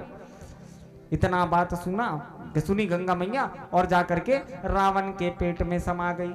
अब रावण के पेट में जैसे ही समाई तो रावण को लघु शंका आने लगी। अब रावण बोला कि मैं यहाँ से आगे नहीं जा पाऊंगा। उसी समय भगवान सोचा कि इससे अच्छा मौका और कभी मिलने वाला नहीं है। उसी समय भगवान ने एक रावत, जो पहाटिया होते ना गांव के, गरवा चरैया, ओकर रूप धारण कर ली, सब लोटी धर ली, सब भगवान रेंगत रेंगत ओकरे कर आगे। रावण कहे इतिया तो आत कहाँ जाता? कहे प्रभु मैं दे थोड़ा काम से जाता हूँ, मोर गाय चराए काम है तो मैं गाय चराए जाता हूँ। कहे एक कनिक रुके, शिवलिंग ला धर, कहे शिवलिंग ला ते धरे रा, कहे भगवान को शिवलिंग को पकड़ा दिए। अब रावण चले गए। अब वहां गंगा मैया उसके ऊपर विराजित है। रावण बोले मैं 10 मिनट में आ रहा हूँ। वो बेचारा देख रहा है शिवलिंग को पकड़ करके, 1 घंटा हो गया रावण आया नहीं, 2 घंटा हो गई रावण आया नहीं, 3 घंटे हो गई रावण वहां से आया ही नहीं। अब सोचने लगा मेरी भी तो क्रिया है, मैं भी चले जाता हूं। तो भगवान सोचे कि 1-2 बार आवाज दे करके देख लेता हूं। बोले ब्राह्मण देवता कहाँ हो आप? कहे ब्राह्मण देवता कहाँ हो आप? चारों दिशा में के एक बार भगवान धीरे धीरे आवाज लगाई। रावण कुछ हाँ हूं नहीं बोला। अब जैसे ही हाँ हूं नहीं बोला तो भगवान क्या किया, जो रावत का रूप लिया हुआ भगवान था वो शिवलिंग को वहीं पे रख दिया और शिवलिंग को रख करके वहां से अंतर ध्यान हो गए। अब माँ गंगा उनके शरीर से जैसे ही निकली, उसके बाद रावण को याद आया कि मैंने शिवलिंग को एक रावत को दे करके आया है। वहां से दौड़ते दौड़ते आए और आ करके देखा तो वो शिवलिंग जमीन में रखाई हुई थी। रावण आया, रावण के पास इतनी शक्ति थी, शिवलिंग को इधर उधर हिलाया परंतु वह शिवलिंग हिला नहीं, वहीं स्थापित हो गई। अब स्थापित होने के बाद रावण वहां से चले गया। देखो वो अभी शिवलिंग नहीं, वो खाली पत्थर बन के रखी हुई है। रावण वहां से चले गया। अब इसके बाद एक दिन सभी देवतागण वहां गए और जाकर के उस शिवलिंग का विधिवत अभिषेक किया। विधिवत अभिषेक किया। आप सब भी अभिषेक करते हैं ना, अभिषेक की विधि मैंने कल बता दिया था। आप सब भी अभिषेक नित्य किया करें भगवान का। तो सभी देवतागण गए और जाकर के वहां विधिवत अभिषेक किया और अभिषेक करने से वहां भूत भावन भोलेनाथ प्रकट हुए। समस्त देवतागण दुमदुमी बजा करके फूल के वर्षा करने लगे। उसी समय सभी देवतागण कहने लगे भगवान भूत भावन भोलेनाथ सरकार से कि हे प्रभु, आप इस स्थान पर वैद्यराज के रूप में स्थापित रहो दीनानाथ। उसी दिन से उसे वैद्यराज ज्योतिर्लिंग के नाम से जाना गया। समस्त देवतागण दुमदुमी बजा करके फूल के वर्षा करने लगे। बोल वैद्यनाथ ज्योतिर्लिंग की जय। अब कौन सा? त्र्यंबकेश्वर ज्योतिर्लिंग।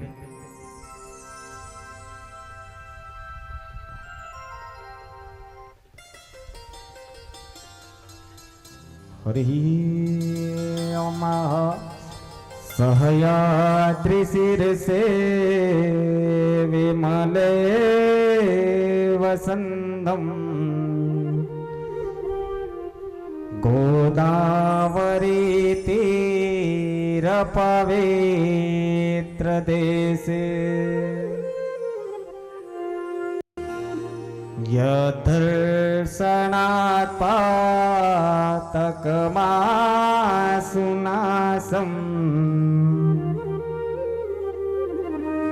प्रयाति तं त्र्यम्बकमीशमीडे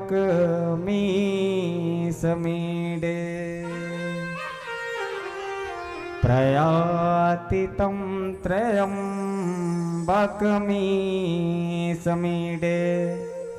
त्र्यंबकेश्वर ज्योतिर्लिंग। यहाँ गौतम ऋषि, जानते हैं ना, हमारा भी गोत्र गौतम है। पहले जो ऋषि थे आप लोगों का भी तो गोत्र वैसी ऋषि से ही बना हुआ है ना? नहीं बना है? बना है। हम लोगों का बना है ब्राह्मणों का। जैसे पहले गौतम ऋषि होती थी तो गौतम गोत्र, कश्यप ऋषि होती थी तो कश्यप गोत्र, भरद्वाज ऋषि थे तो उनका भरद्वाज गोत्र। ऐसी हमारे ब्राह्मणों में गोत्र है। आप लोगों में हो सकता है अलग होगा। इसमें ज्यादा चर्चा नहीं करता मैं, क्योंकि कथा भी बची हुई है।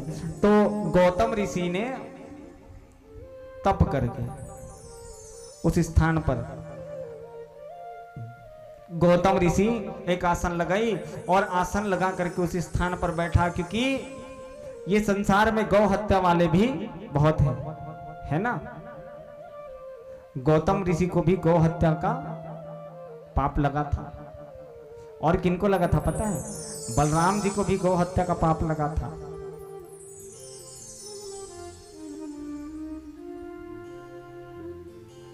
जानते तो नहीं महाराज, भागवत सुने हैं ना? भागवत में वो कथा निकलती है कि बलराम जी को भी गौ हत्या का पाप लगा था, क्योंकि जब तक भगवान बलराम जी वहां रहते ना तब तक भगवान कान्हा जी वो युद्ध को नहीं जीत पाते।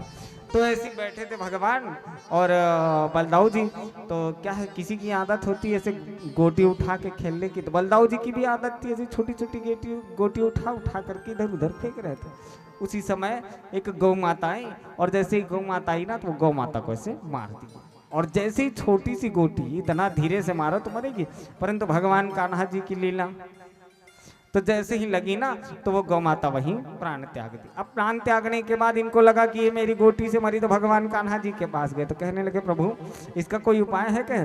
तो बोले बिल्कुल है ना प्रभु, आप 21 दिन तक जाकर वन में रहो। कहे कितने दिवस तक? 21 दिवस तक।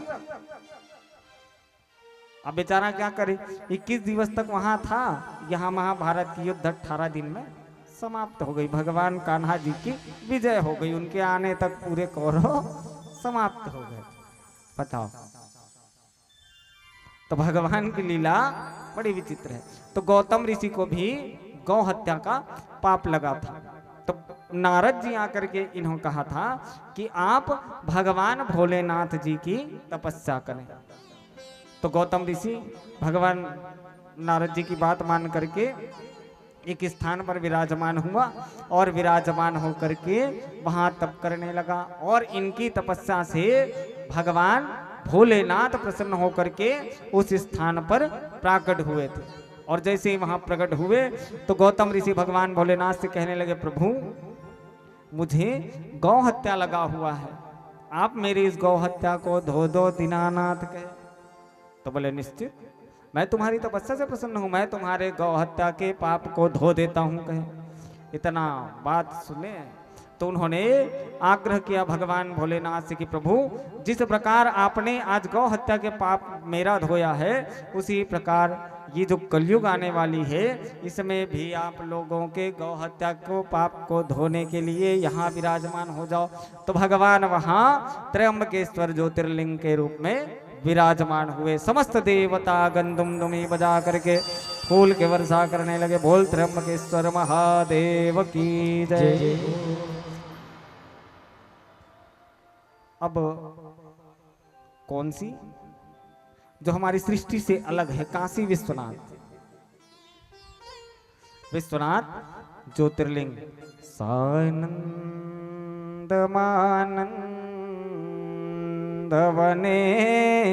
वसंतम आनंदकंदम हतपापवृंदम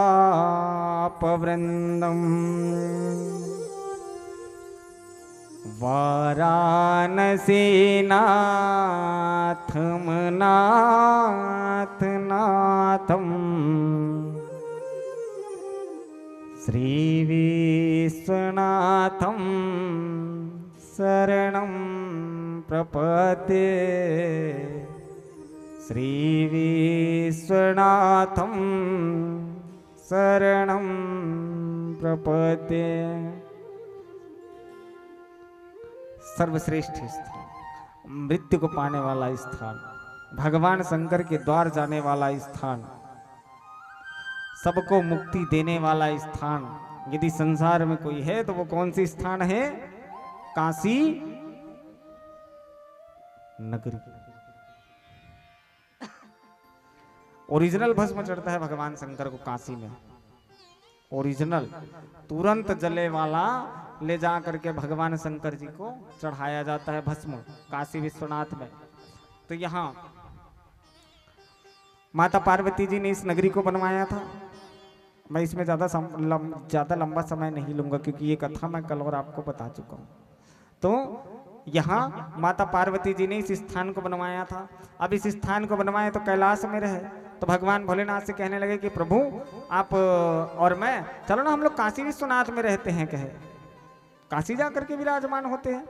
तो जब भगवान और माता पार्वती जैसे ही काशी नगरी पहुंची तो वह जो काशी नगरी है वह पूरा खिल उठी, हरा भरा हो गया।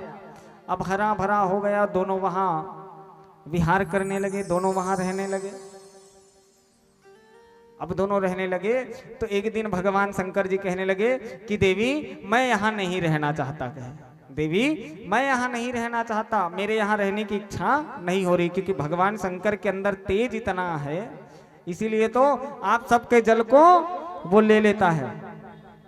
क्यों लेता है? उसके तेज को मिटाओ तभी भगवान भोलेनाथ प्रसन्न होंगे। भगवान भोलेनाथ के सामने क्या होती है? नंदी जी रहते हैं ना, सामने रहेगा नहीं तो आजू रहेगा, नहीं तो बाजू रहेगा, नहीं तो पीछे रहेगा, कहीं ना कहीं एक न एक स्थान पर वहां नंदी रहेगी। कौन कौन गए हैं काशी विश्वनाथ? और ओरिजिनल मंदिर का दर्शन किए हो? नहीं किए हो? वो तो अभी खुली है, अब भी ज्यादा दिन नहीं हो रहा है। काशी विश्वनाथ गए हैं ना, उनको पता होगा।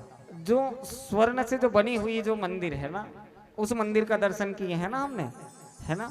उसके बाजू में एक मस्जिद है ज्ञानवापी, ठीक है, अभी जा करके देखना वो खुल गई है। एक जो नंदी है वो स्वर्ण मंदिर के सामने है नंदी, और एक नंदी को देखना जिसका मुख जो प्राचीन काल जैसे दिख रहा है, उसकी मुख वो ज्ञानवापी मंदिर की तरफ है।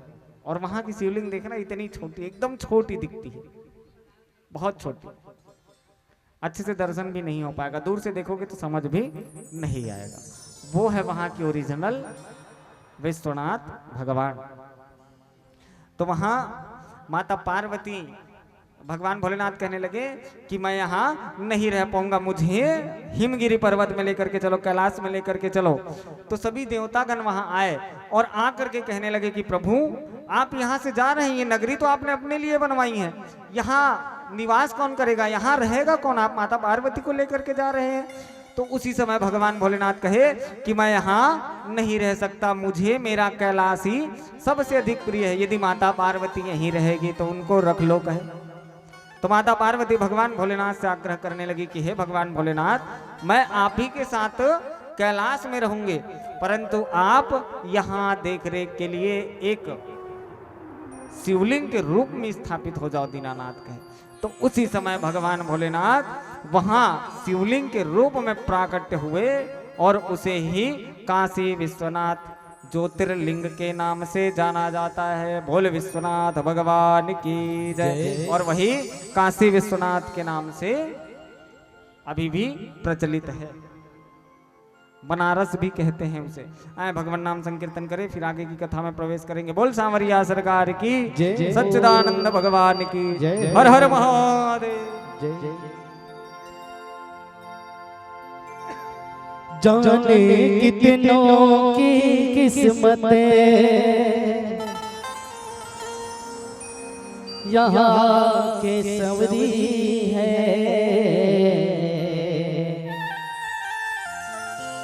होते हुए लोग में वो कोई और नहीं मेरे बाबा की काशी नगरी है। बोलिए देवादिदेव महादेव की हर हर महादेव।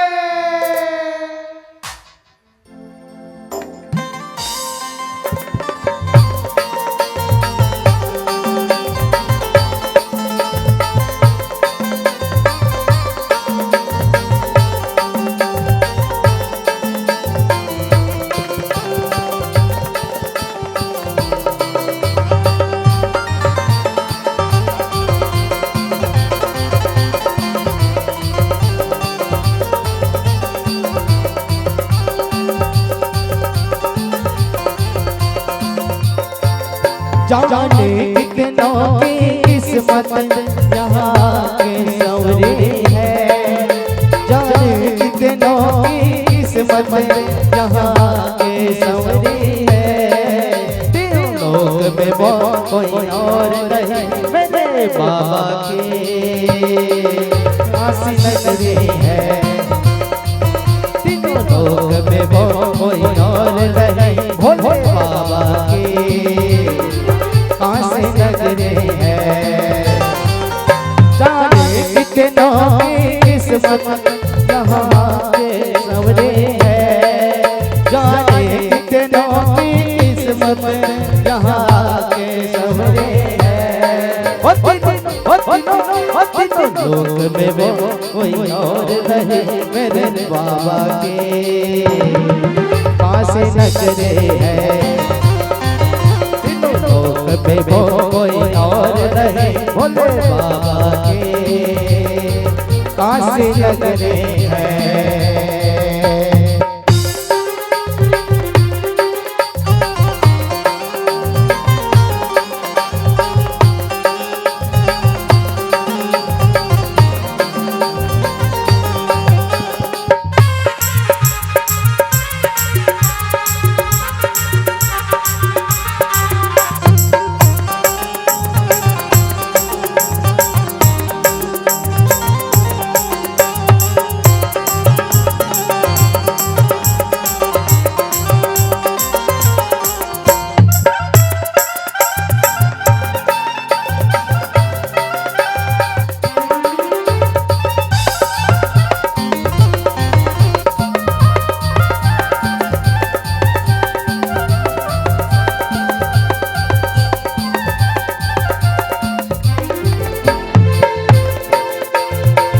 से मैं काशी जाने लगा बदली है मेरी ये जिंदगी।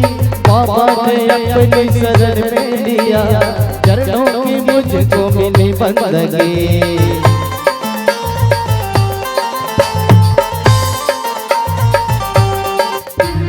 जब से मैं काशी जाने लगा बदली है ये मेरी जिंदगी। बाबा ने अपनी शरण में लिया चरणों की मुझको मिली बंदगी। उलझन हो जाए जैसे यहाँ के सुलझी है, उलझन हो जाए जैसे यहाँ के सुलझी है। तीनों तीनों लोग में वो कहीं और नहीं भोले बाबा के काशी नगरी है। तीनों लोग में वो कहीं और नहीं भोले बाबा के काशी नगरी है। आप मतलब बैठे बैठे आना आते हैं नहीं मुलक मुलक तो मच्छर है आवत एनी टाइम तो मच्छर ना भगाए काम नहीं करना है। ताई हो ताली बजाना है बने दोनों हाथ उठा के और जे जे ला भगवान के दरबार में नृत्य कर। कौन कौन शर्मा था, कौन कौन शर्मा था? आज भैया मन के बाबा मन के बहुत ज्यादा जनसंख्या बहुत अच्छा लगे। आज इतना जनसंख्या देखे है ना अतका दिन में अतका जन नहीं दिखे लेकिन आज बहुत जन एक हिसाब से बहुत जन आया है ना। तो आप सबसे निवेदन करें तो अपन अपन स्थान में कम से कम 2 मिनट भजन 3 मिनट चली तो अपन अपन स्थान में खड़े हो जाओ और कम से कम दोनों हाथ उठा के ताली की सेवा देना है, गाय का प्रयास करना है, भजन में बोलना का। तीनों लोग में वो कोई और नहीं भोले बाबा के काशी नगरी है। तीनों लोग में वो कहीं और नहीं भोले बाबा के काशी नगरी है।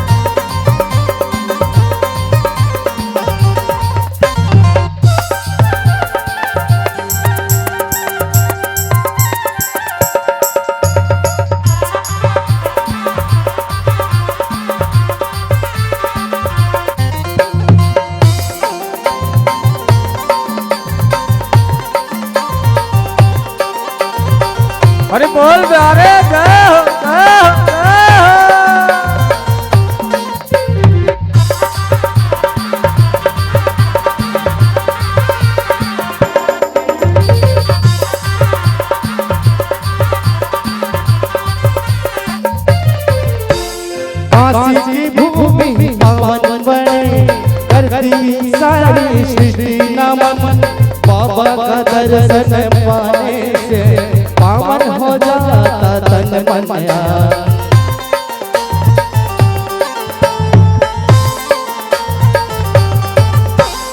काशी की भूमि पावन बड़ी करती है सारी सृष्टि नमन, बाबा का दर्शन पाने से पावन हो जाता तन मन। हाँ बाबा का दर्शन पाने से पावन हो जाता तन धन। कुछ बात है काशी जी में सारी दुनिया उमड़ी है, कुछ बात है काशी जी में सारी दुनिया उमड़ी है। हो लोक में वो कहीं और नहीं, भोले बाबा की काशी नगरी है। तीनों लोक में वो कहीं और नहीं, भोले बाबा की काशी नगरी है।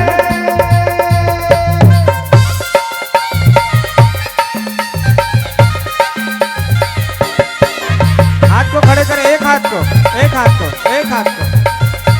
चले बोल महादेव की शंभो शंभो शंभो बोल रे जय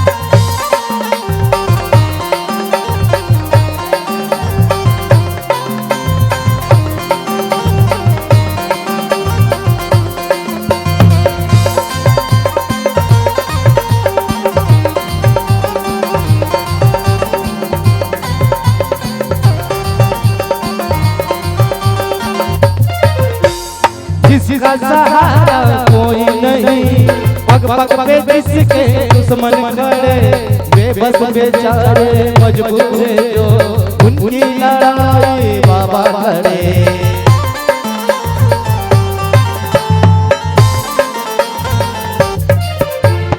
जिसका सहारा कोई नहीं, पग पग पे जिसके दुश्मन खड़े, बेबस बेचारे मजबूर को उनकी लड़ाई बाबा लड़े। हाँ बेबस बेचारे मजबूर जो उसकी लड़ाई बाबा लड़े।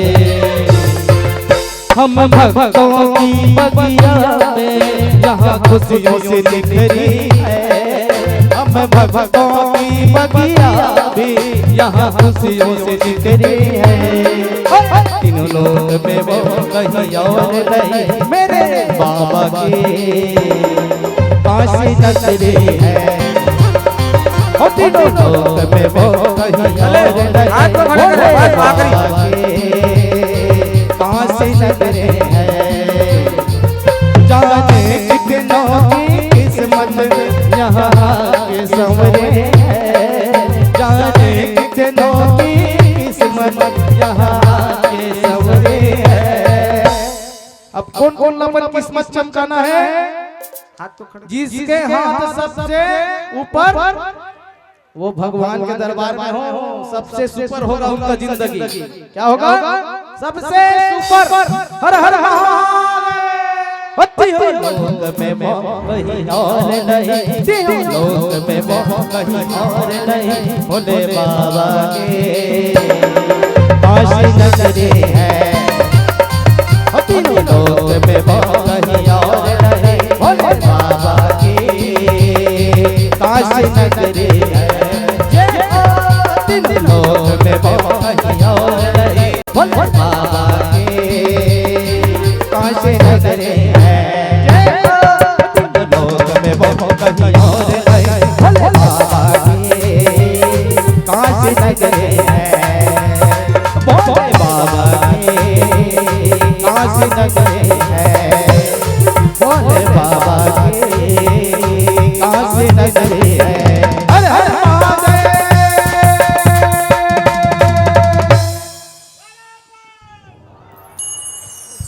बोल बम का नारा है, एक लोटा जल, बोलिए देवादिदेव महादेव की।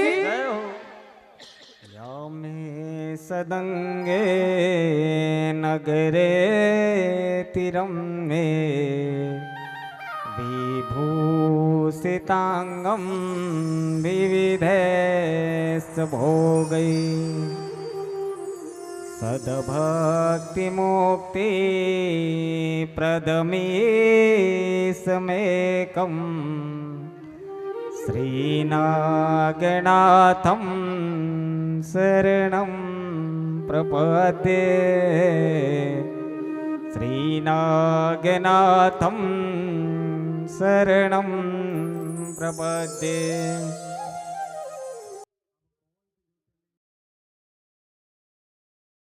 नागेश्वर ज्योतिर्लिंग में एक भगवान का बहुत अच्छा भक्त था, व्यापारी था, बनिया था, व्यापार करता था बेचारा।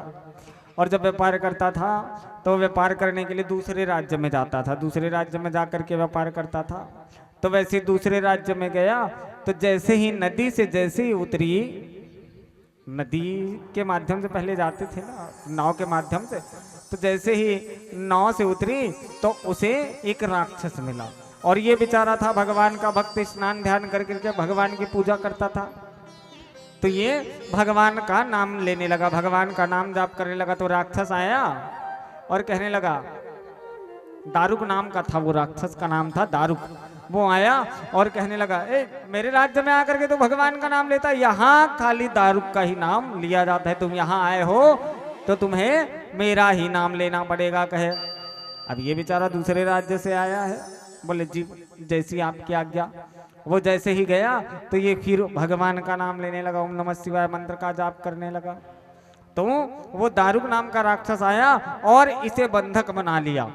इसका जितना धन था वो धन भी उसने ले लिया और इसे बंधक बना करके महान कारागार में डाल दिया। अब महान कारागार में डाला तो ये व्यापार तो कर नहीं सकता था, वहां बैठे बैठे इसकी कोई काम नहीं थी। तो इसने क्या किया, वहां भी भगवान का नाम जपने लगा, ओम नमः शिवाय, ओम नमः शिवाय, ओम नमः शिवाय मंत्र का जाप करने लगा। जाप करता था तो वहां जो राजा के जो दूत जो खड़े रहते थे, द्वारपाल जो होते हैं वो खड़े थे वहां। तो वो जा करके राजा से कहने लगा, प्रभु वो तो अभी भगवान का नाम ले रहा है। आया दारुक नाम का राक्षस और समझाने लगा कि तू भगवान का नाम मत ले, अब कहीं तो भगवान का नाम लेगा तो मेरे से बुरा ये संसार में और कोई नहीं होगा तेरे लिए कहे। इतनी बात सुने तो बेचारा भगवान का नाम लेना बंद कर दिया। अब भगवान का नाम लेना बंद किया तो वहां एक मिट्टी की क्या बनाई, शिवलिंग बनाई। और शिवलिंग बना करके वहीं कारागार में भगवान का ध्यान करने लगा। कुछ बोल नहीं रहा परंतु मन ही मन भगवान का ध्यान करने लगा। और भगवान का ध्यान करने लगा तो वो द्वारपाल झांक करके देखे इसकी आवाज कैसे नहीं आ रही है। तो देखा कि वहां तो भगवान की शिवलिंग बनी हुई है। गया दारुक के पास और जाकर के कहने लगा, प्रभु आपने उसको मना कराया फिर भी वह नहीं मान रहा है, अब तो वो शिवलिंग बना करके उसकी पूजा कर रहा है कहे। अभी भी वह उसकी पूजा कर रहा है। दारुक आया, क्रोध में आया और आकर के तलवार को जैसे ही उसको देखा और तलवार को निकाला, और तलवार को निकाल करके जैसे ही उसको प्रहार करने वाला था तो शिवलिंग से भगवान शाम सदा शिव जी महाराज प्रकट हो गए। और जब भगवान शंकर जी वहां प्रकट हुए तो कहने लगे, ए दारुक रुक जा, क्या कर रहा है तू मेरे भक्त को किसी भी प्रकार का नुकसान नहीं पहुंचा सकता। उसी समय वो जो बनिया था उसकी निद्रा खुली, और निद्रा खुली तो भगवान शंकर को देखे आश्चर्यचकित हो गए कि भगवान आप यहाँ प्रकट हो गए। भगवान का प्रणाम किया तो भगवान बोले इसका क्या करना है कहे। प्रभु आपकी जो मर्जी वो करो कहे, इसको मृत्यु दंड दे दो दीनानाथ, क्योंकि इसने मुझे बहुत परेशान किया। भगवान शंकर जी उसे अपने घुटने में बिठाए और बिठा करके त्रिशूल से वहीं उनकी मृत्यु कर दी, हत्या कर दी भगवान भोलेनाथ।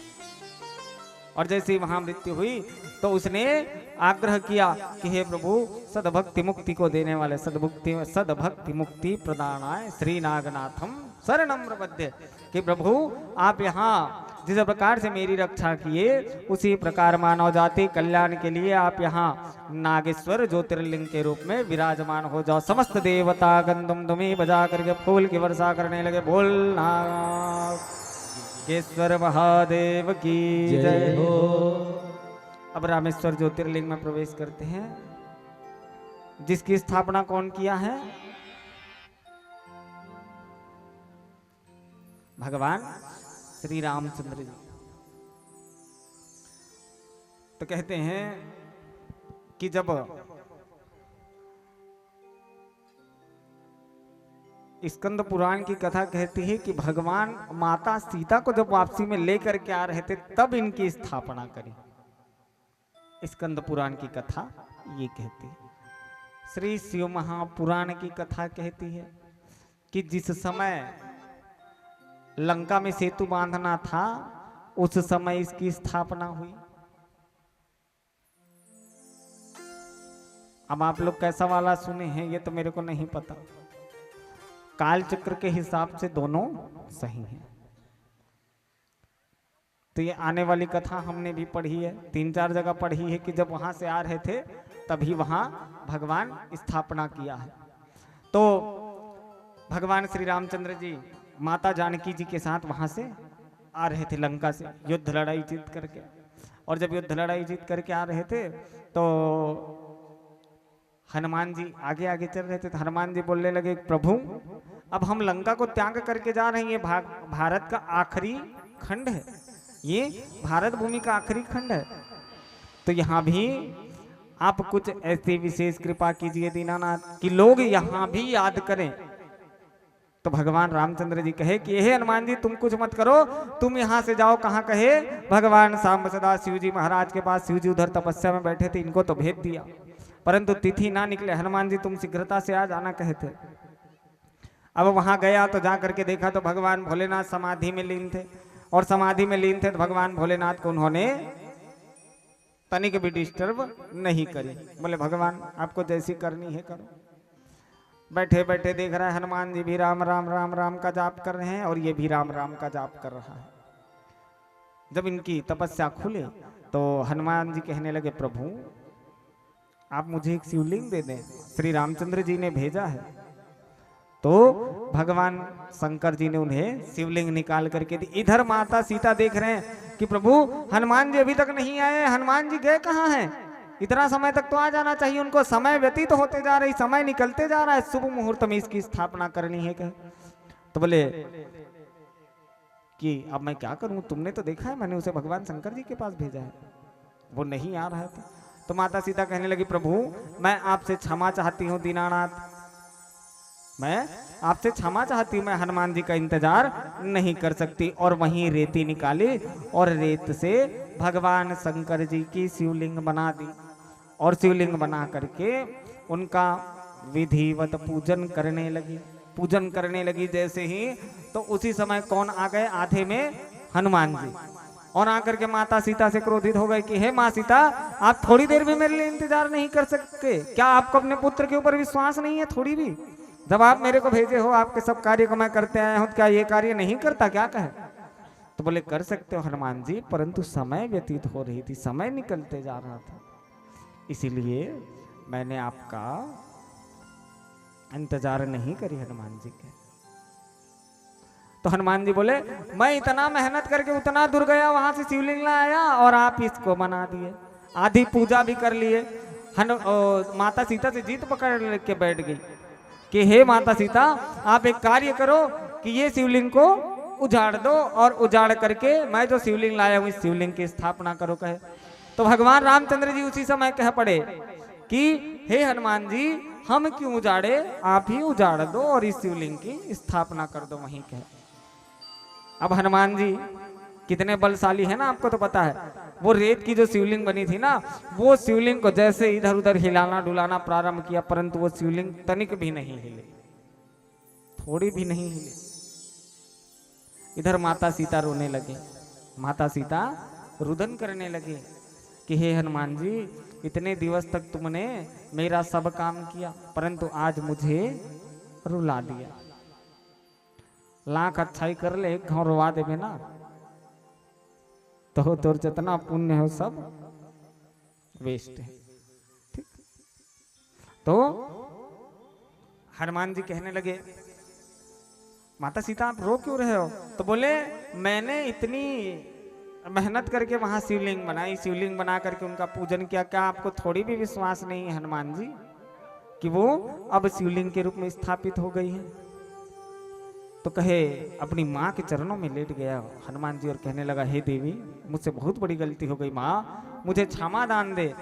और हनुमान जी उनसे क्षमा मांगे और वहां पे उसको रामेश्वर ज्योतिर्लिंग के नाम से जाना गया। और वहीं से थोड़ी दूर में जो हनुमान जी जो शिवलिंग लेके आए थे, हनुमदितेश्वर, उनका नाम क्या पड़ा? हनुमदितेश्वर शिवलिंग।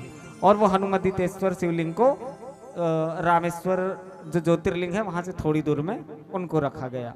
जब भी वहां जाएं तो इसका दर्शन करके निश्चित रूप से हनुमदितेश्वर महादेव का भी दर्शन करना पड़ता है, और उसको करोगे तब दोनों शिवलिंग का फल आपको प्राप्त होगा, एक ज्योतिर्लिंग का फल आपको प्राप्त होगा। इस प्रकार वहां रामेश्वर ज्योतिर्लिंग के रूप में स्थापित हुए। समस्त देवता गण दुमदुमी बजा करके फूल के वर्षा करने लगे। बोल रामेश्वर महादेव की जय। अब इसके बाद कृष्णेश्वर महादेव,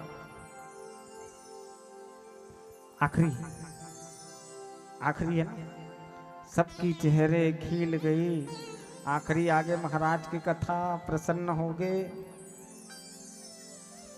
क्योंकि ना ये जो द्वादश ज्योतिर्लिंग की कथा है बहुत लंबी है। अब कहा बीच बीच में वो कुछ आज थे तो छोड़ के कैसे चल रहे, बहुल बताने लगता है। तो कृष्णेश्वर शिवलिंग, ये पार्थिव शिवलिंग की पूजा के फल स्वरूप कृष्णेश्वर महादेव की उत्पत्ति हुई है। किसकी? पार्थिव शिवलिंग। इसको ज्यादा लंबा समय तक नहीं बताऊंगा क्योंकि थोड़ी सी ना यम की यातना की भी कथा कहनी है। तो ये जो कृष्णेश्वर महादेव है, घुसमा नाम की एक भगवान की परम भक्त थी, ठीक है, और उसी के नाम पर इनका नाम क्या पड़ा है? कृष्णेश्वर ज्योतिर्लिंग। ये भगवान की भक्त थी, भगवान का नित्य पूजा करती थी। इसके 2 संतान थे और इनके दोनों संतान बड़े सुजान थे, परंतु इसकी एक और सौत थी, उसके कोई भी संतान नहीं थे। तो वो इनके संतानों से जलती थी, घुसमा के संतान से जलती थी। और जलती थी ना तो एक दिन घुसमा को बोली कि हे घुसमा, जा, तेरे पिताजी का तबीयत खराब है, तो अपने पिताजी को देख के, अभी एक राहगीर आए थे वो मुझे बता रहे थे, तुम जाओ और जा करके अपने पिताजी का अंतिम दर्शन करके आओ।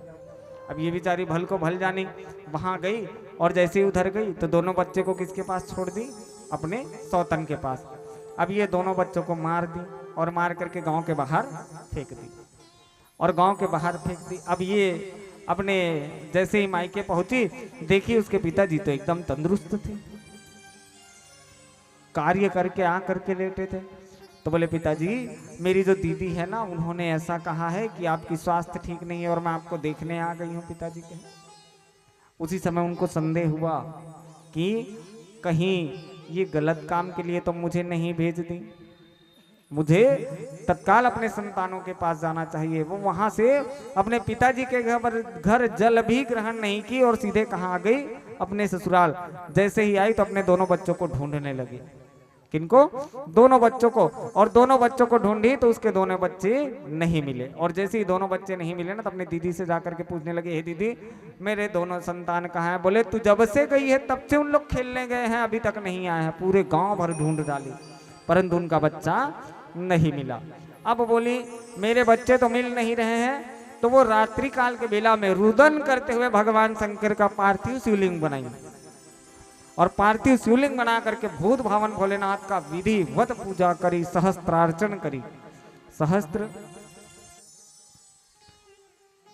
द्रव्य जो होता है, द्रव्य पैसा, 1-1 रुपए के सिक्के, पहले जो स्वर्ण सिक्के आते थे ना, तो स्वर्ण सिक्के से सहस्त्र बार उन्होंने भगवान शंकर जी की पूजा करी।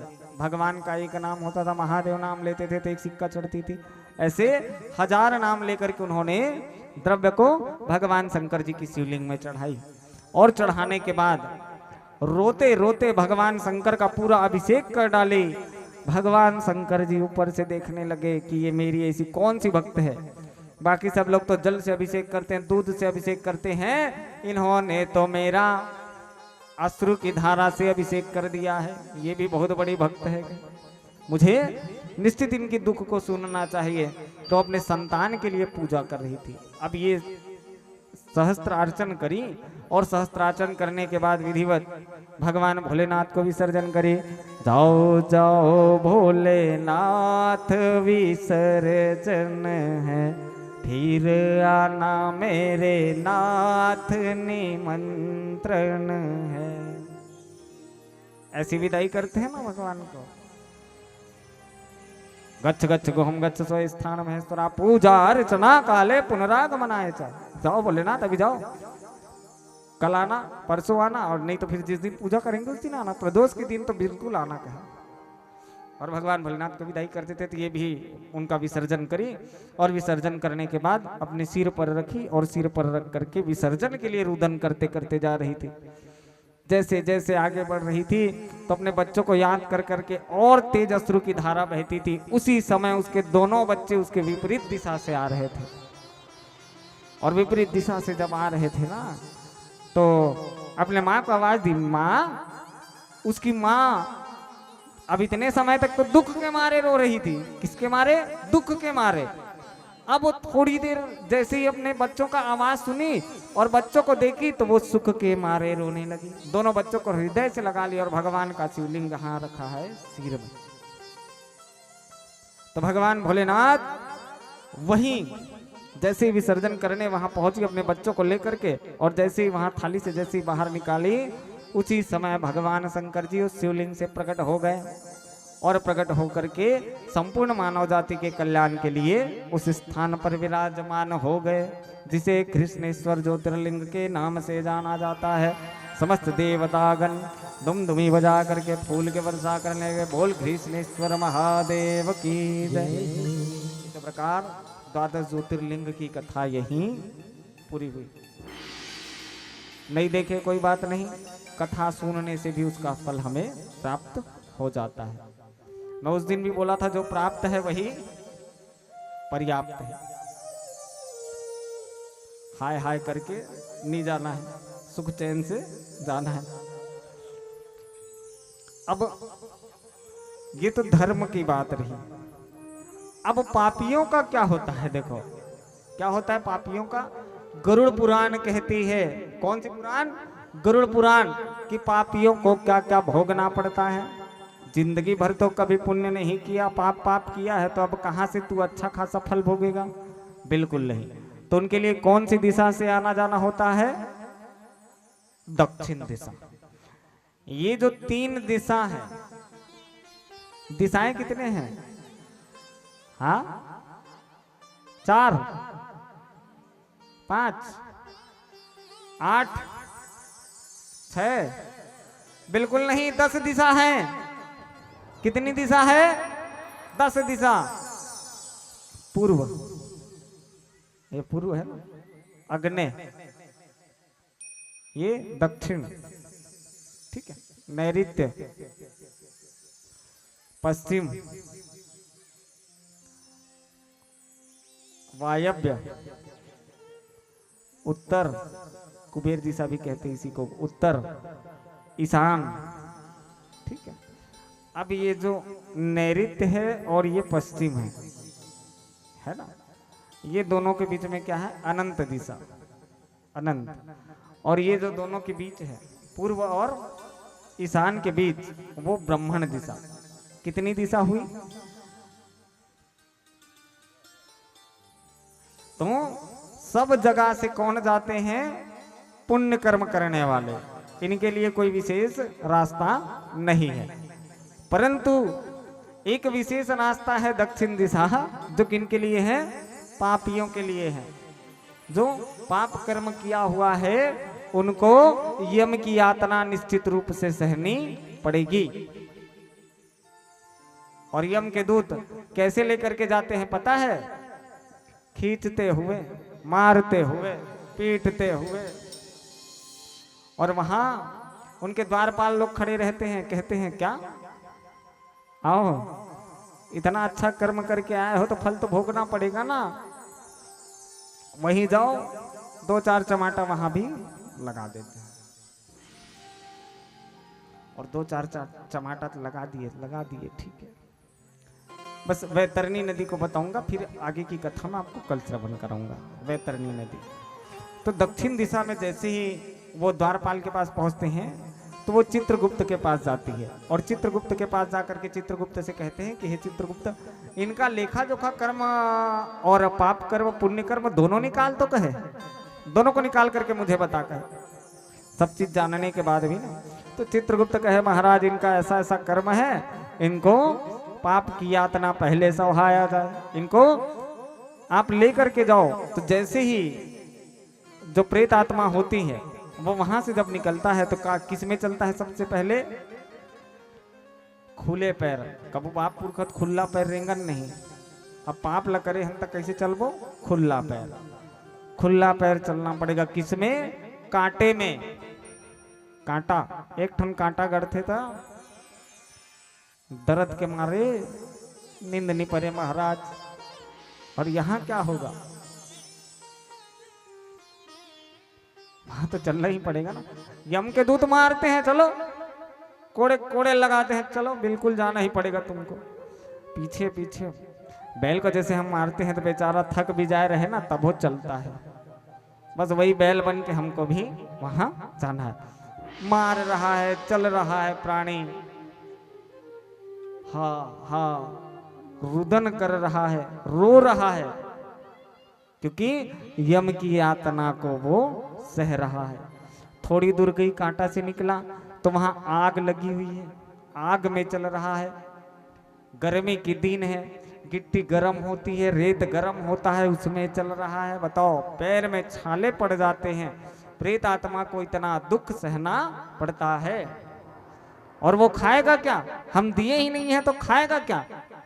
हर महीने अमावस्या की तिथि को, हर महीने अमावस्या की तिथि को उनके लिए भोजन निकाल करके किसी ब्राह्मण को दान कर देना चाहिए अमावस्या तिथि में। और जो ब्राह्मण को आप दोगे वही उनको वहां मिलेगा, वही भोजन करेगा, और भोजन करेगा और वहां से जाएगा। तो वहां 16 योजन लंबी और 16 योजन चौड़ी, सभी दिशाओं से 16-16 योजन लंबी चौड़ी है वो। उसे क्या कहते हैं? वैतरणी नदी। अब वो वैतरणी नदी क्या है? मवाद समझते हैं ना, मवाद।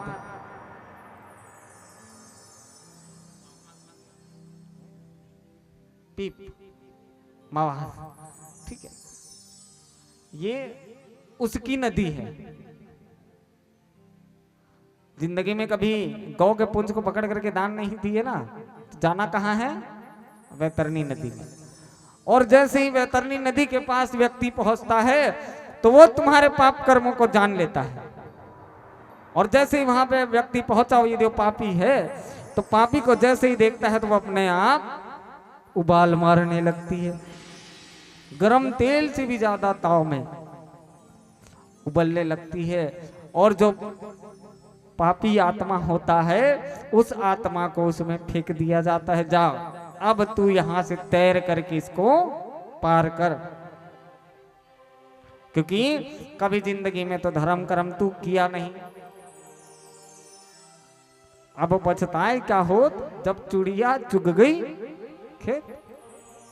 चल, नहीं जाता तो यम के दूत पीछे से कोड़े से मारते। बेचारा जाए तो जाए कहाँ, अंदर भी नहीं जा सकता, ना बाहर नहीं निकल सकता। बस यम के दूत जैसे प्रताड़ित कर रहे हैं उसी हिसाब से उनको जाना पड़ रहा है। ऐसे करते करते करते करते कम से कम 3 महीने में वो वैतरणी नदी से पार होती है। कितने महीने? गरुड़ पुराण में देखना, आपको ये सारी कथाएं मिल जाएगी। अब वहां से निकलता है, थोड़ी दूर भोजन लेता है, भोजन ग्रहण करता है। जो दान करता है वही उनको भोजन के रूप में मिलता है, जो नहीं करता वो बेचारा क्या खाएगा? बैठा रहता है, देखता रहता है। जिनके परिवार वाले दिए हैं वो भोजन करता है, और जिनको नहीं मिला है वो कुछ नहीं करता, बैठे बैठे देख रहा है। फिर धीरे धीरे थोड़ी दूर आगे चलती है, तो आगे जाती है ना, तो तेल की जो कड़ाही होती है उसमें व्यक्ति को डुबाया जाता है कि देख ऐसा पाप करके आया है तू, और उसी पाप के कारण तुझे यह सब चीज भोगना पड़ रहा है। और ऐसी करते करते वह जो प्रेत आत्मा होता है पूरे 1 वर्ष तक वह यमलोक तक पहुंचता है। 1 साल लगता है यमलोक पहुंचने में। फिर उसके बाद उसकी वार्षिक श्राद्ध की क्रिया होती है। ये आधी कथा है। आधी कथा मैं आपको कल श्रवण पान कराऊंगा। जैसे ही इस यज्ञ मंडप पर पहुंचेंगे फिर आपको इसकी आधी कथा कल श्रवण पान कराएंगे। बोल सच्चिदानंद भगवान की। बस इन्हीं कथाओं के साथ आज की कथा यहीं विराम करते हैं। और कल सुबह प्रातः जितना समय आप सब लोग पार्थिव शिवलिंग पूजा के लिए आते हैं ना, उतना ही समय आप पहुंचेंगे। उस समय पार्थिव शिवलिंग पूजा होगी और पार्थिव शिवलिंग पूजन के पश्चात थोड़ी कथा चलेगी और कथा के पश्चात फिर हवन यज्ञ पूर्णाहुति का कर्म होगा और फिर उसके बाद प्रसादी वितरण होगी। उसके बाद फिर हम सब गली भ्रमण करेंगे। ठीक है, आज की कथा यही विराम करते हैं। बोल सच्चिदानंद भगवान की जय। रास नारायण भगवान की जय। यज्ञ नारायण भगवान की जय। परम पूज्य सद्गुरुदेव भगवान की जय। नर्मदेश्वर भगवान की, नर्मदा मैया की। नमः पार्वतीये पतये हर हर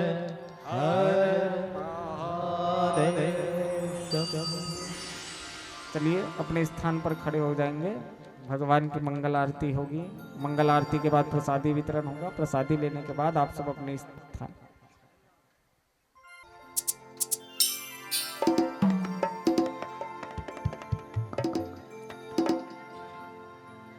जिस घर में हो आरती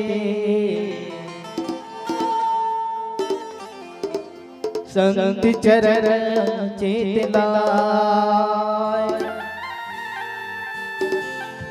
ताहाँ हर बासा करे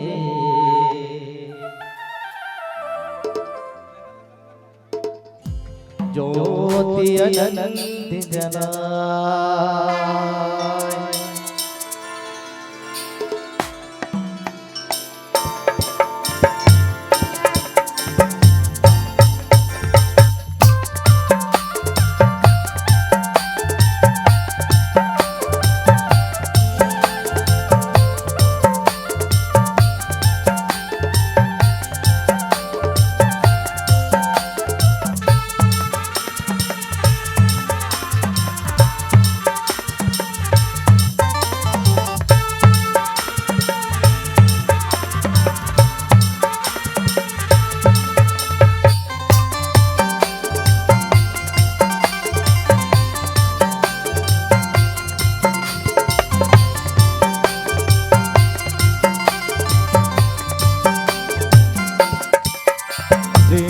शंकर भगवान की है आरती, भक्त जनों सागर से तार दी। शिव शंकर भगवान की है आरती, भक्त जनों सागर से तार दी। भक्त जनों तार दी, सागर से तार दी। भक्त जनों को तार दी, सागर से तार दी। श्री शंकर भगवान की है आरती, भक्त जनों को सागर से तार दी। श्री शंकर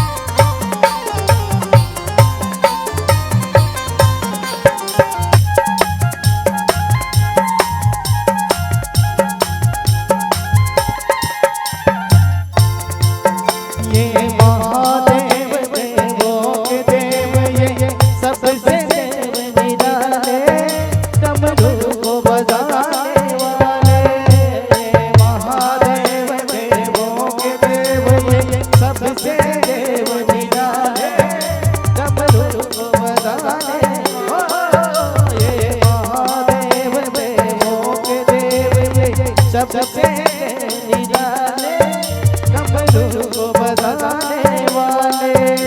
ये सुख करता ये दुख हरता, ये दुख करता ये दुख हरता। श्री कंठ के आरती भक्त जनों सागर से तार। श्री शिव शंकर भगवान की है आरती भक्त जनों को सागर से तार दे।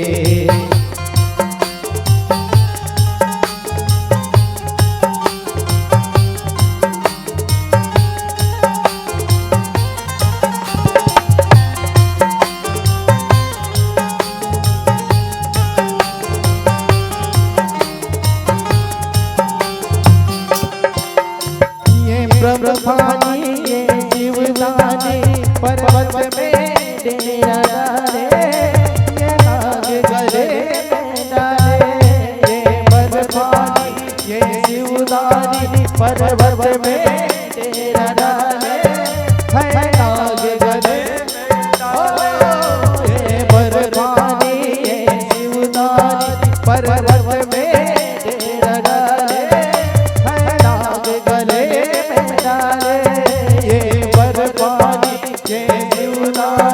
पर्वत में तेरा नाग गले में डाले।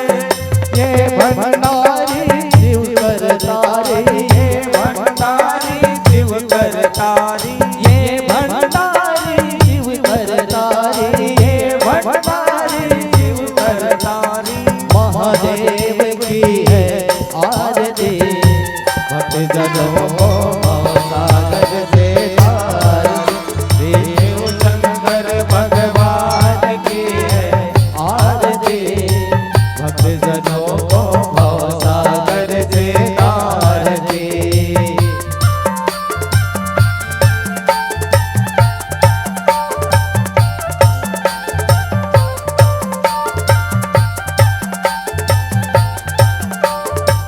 वाले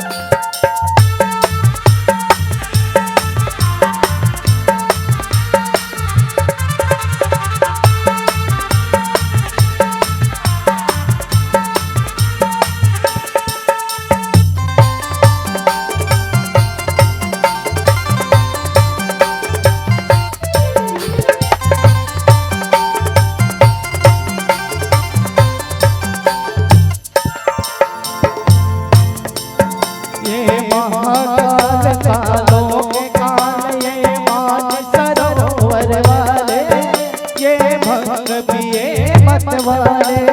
ये महाकाल कालों के काल। ये भंग ये मत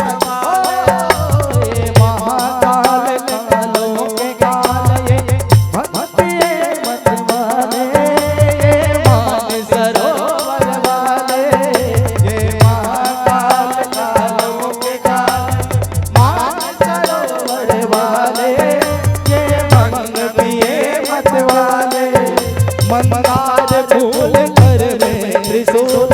मंदार फूल कर में त्रिशूल। मंदार फूल कर में त्रिशूल। मंदार फूल कर में त्रिशूल। तांडव धारेंगे आरती भक्त जनों को सागर से तार दे। श्री शिव शंकर भगवान की है आरती भक्त जनों को सागर से तार दे। भक्त जनों को तार दी भव सागर से तार दी। भक्त जनों को तार दी भव सागर से तार दी। भक्त जनों को तार दी भव सागर से तार दी। भक्त जनों को तार दी भव सागर से तार दी। श्री शिव शंकर भगवान की है आरती भक्त जनों को सागर से तार दी। श्री शिव शंकर भगवान की है आरती भक्त जनों को सागर से तार दे। ये उतार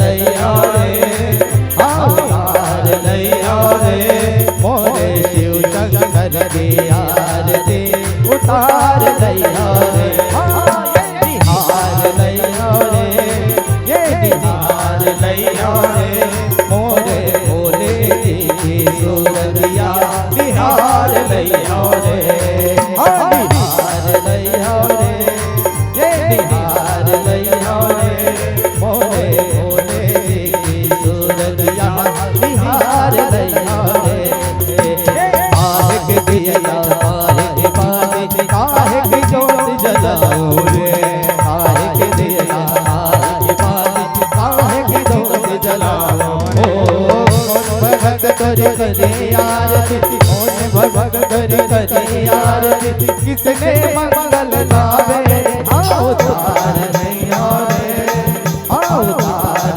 लैया रे मोरे शिव शंकर के आरती उतार लैया रे निहार लैया रे निहार लैया रे मोरे भोले की सूरतिया निहार लैया रे सोने के दिया कपूर के बात कुछ कर जोत जलाओ रे सोने के दिया कपूर के बात चारी चारी जोत जलाओ रे सब भक्तों ने करी आरती सब भक्तों ने करी आरती सब में मंगल गावे अवतार लैया रे अवतार लैया रे मोरे शिव शंकर की आरती उतार लैया रे निहार लैया रे निहार लैया रे मोरे भोले की सूरतिया निहार लैया रे कपूर जला कर्पूर गौरव करुणावतारम संसार सारम भुजगेन्द्र सदा वसंतम निजानंदे भवभवानी सहितं नमामि मंदार माला तुलगाय कपार माला कराय दिव्यंबराय च दिगंबराय नमः शिवाय च नमः शिवाय त्वमेव माता च पिता त्वमेव बन्धु च सखा त्वमेव वीर्या द्रविणं त्वमेव सर्वं ममेव देव त्वमेव सर्वं ममेव अच्युतं केशवं रामनारायणं कृष्णदामोदरं वासुदेवं हरिं माधवं गोपिकावल्लभं जानकी नायकं श्रीरामचन्द्रं भजे हरे राम राम राम हरे हरे हरे कृष्ण कृष्ण कृष्ण हरे हरे राम राम हरे हरे कृष्ण कृष्ण कृष्ण कट कट डमरू वाले कैलाश देवता मेरी अखियां तरस रही अब तो कट कट डमरू वाले कैलाश के राजा मेरी अखियां तरस रही अब तो आजा भोलेनाथ तरस रहे आजा भोलेनाथ तरस रहे राम रस रहे तरस रहे राम रस रहे आजा भोलेनाथ तरस रहे आजा भोलेनाथ तरस रहे आजा भोलेनाथ तरस रहे हर हर महादेव शंभो काशी विश्वनाथ गंगे हर हर महादेव शंभो काशी विश्वनाथ गंगे काशी विश्वनाथ गंगे भोले पार्वती गंगे काशी विश्वनाथ गंगे भोले पार्वती गंगे हर हर महादेव शंभो काशी विश्वनाथ गंगे हर हर महादेव शंभो काशी विश्वनाथ गंगे ओ भोले पार्वती गंगे ओ काशी विश्वनाथ गंगे ओ भोले पार्वती गंगे काशी विश्वनाथ गंगे ओ भोले पार्वती गंगे श्री शिवाय नमस्तुभ्यं श्री शिवाय नमस्तुभ्यं श्री शिवाय नमस्तुभ्यं श्री शिवाय नमस्तुभ्यं श्री शिवाय नमस्तुभ्यं श्री शिवाय नमस्तुभ्यं श्री शिवाय नमस्तुभ्यं श्री शिवाय नमस्तुभ्यं देवादिदेव महादेव की जय हो। प्रदक्षिणा कर लेंगे अपने स्थान में। हम यानि गानि ज्वावनि जन्म